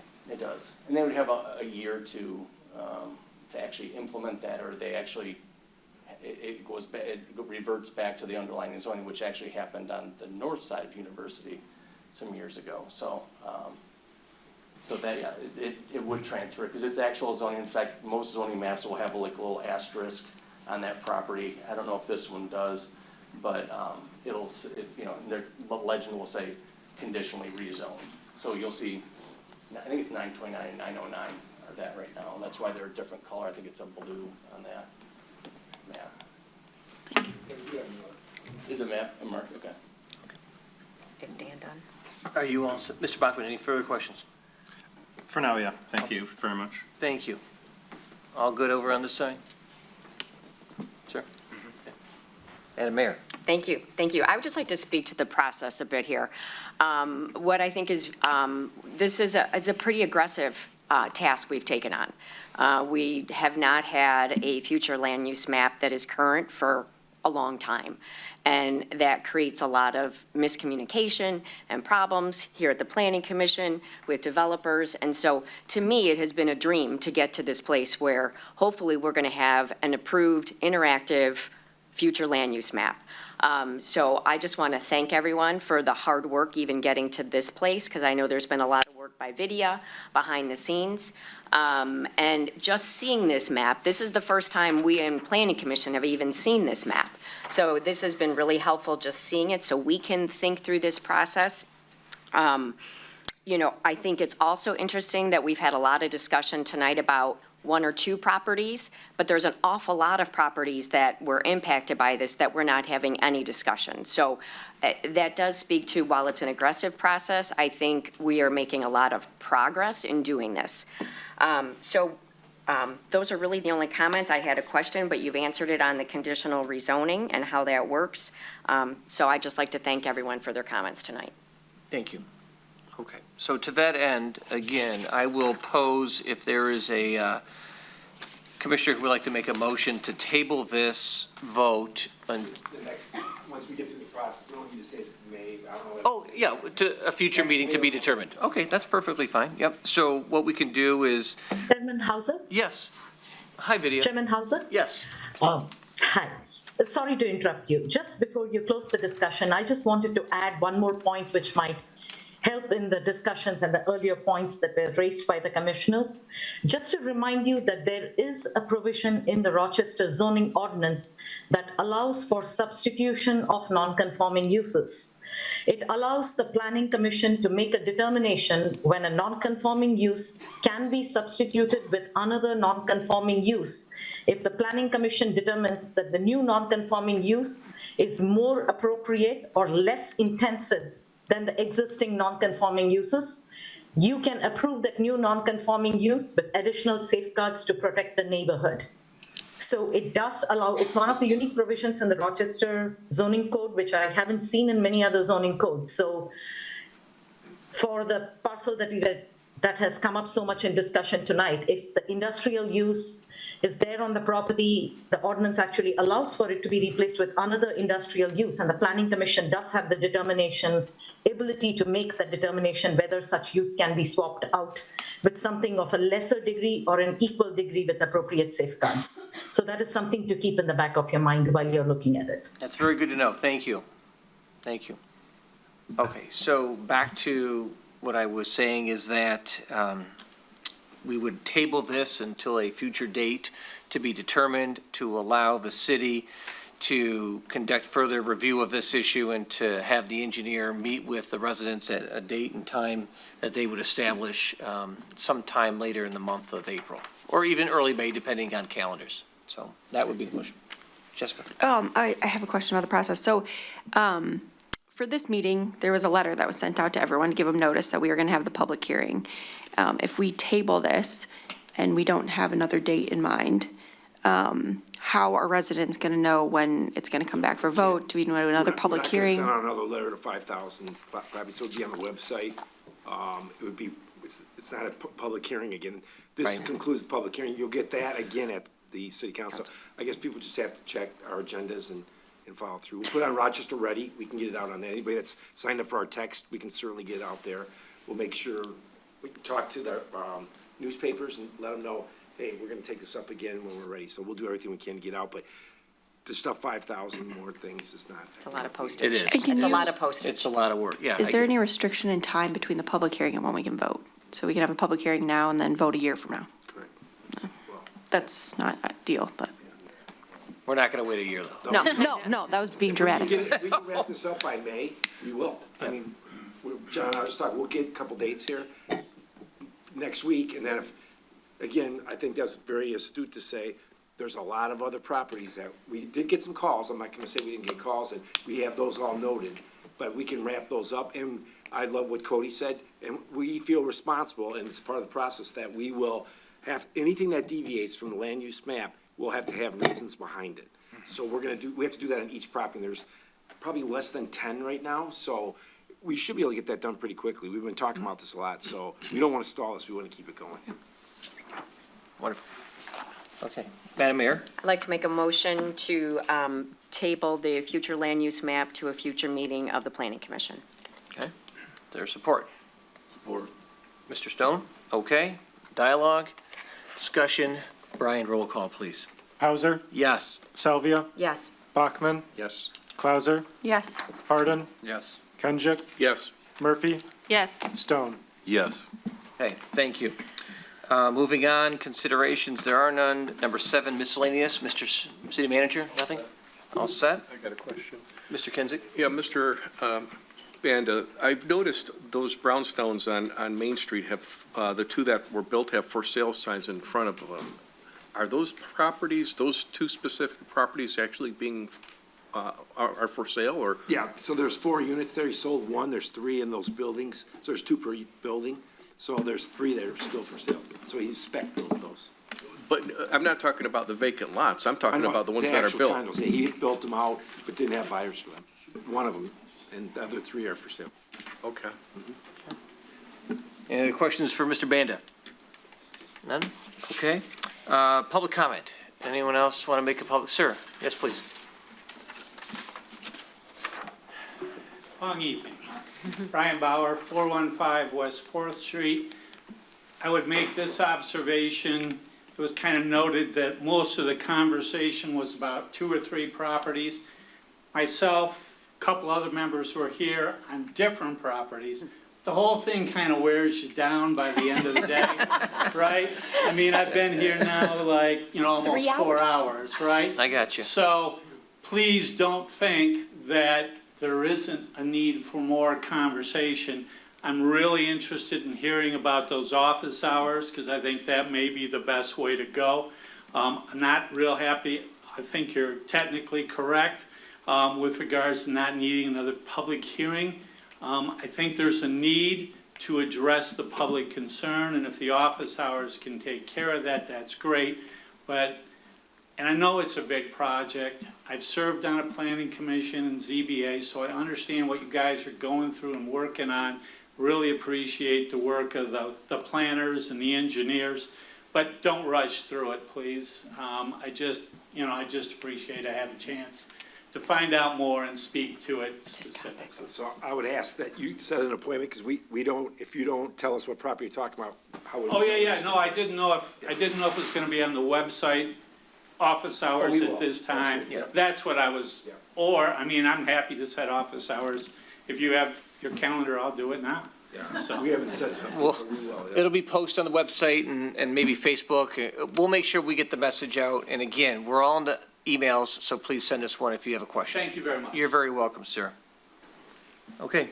And that being said, there's no further comments and meeting adjourned. Thank you, everyone. It is so hot in here.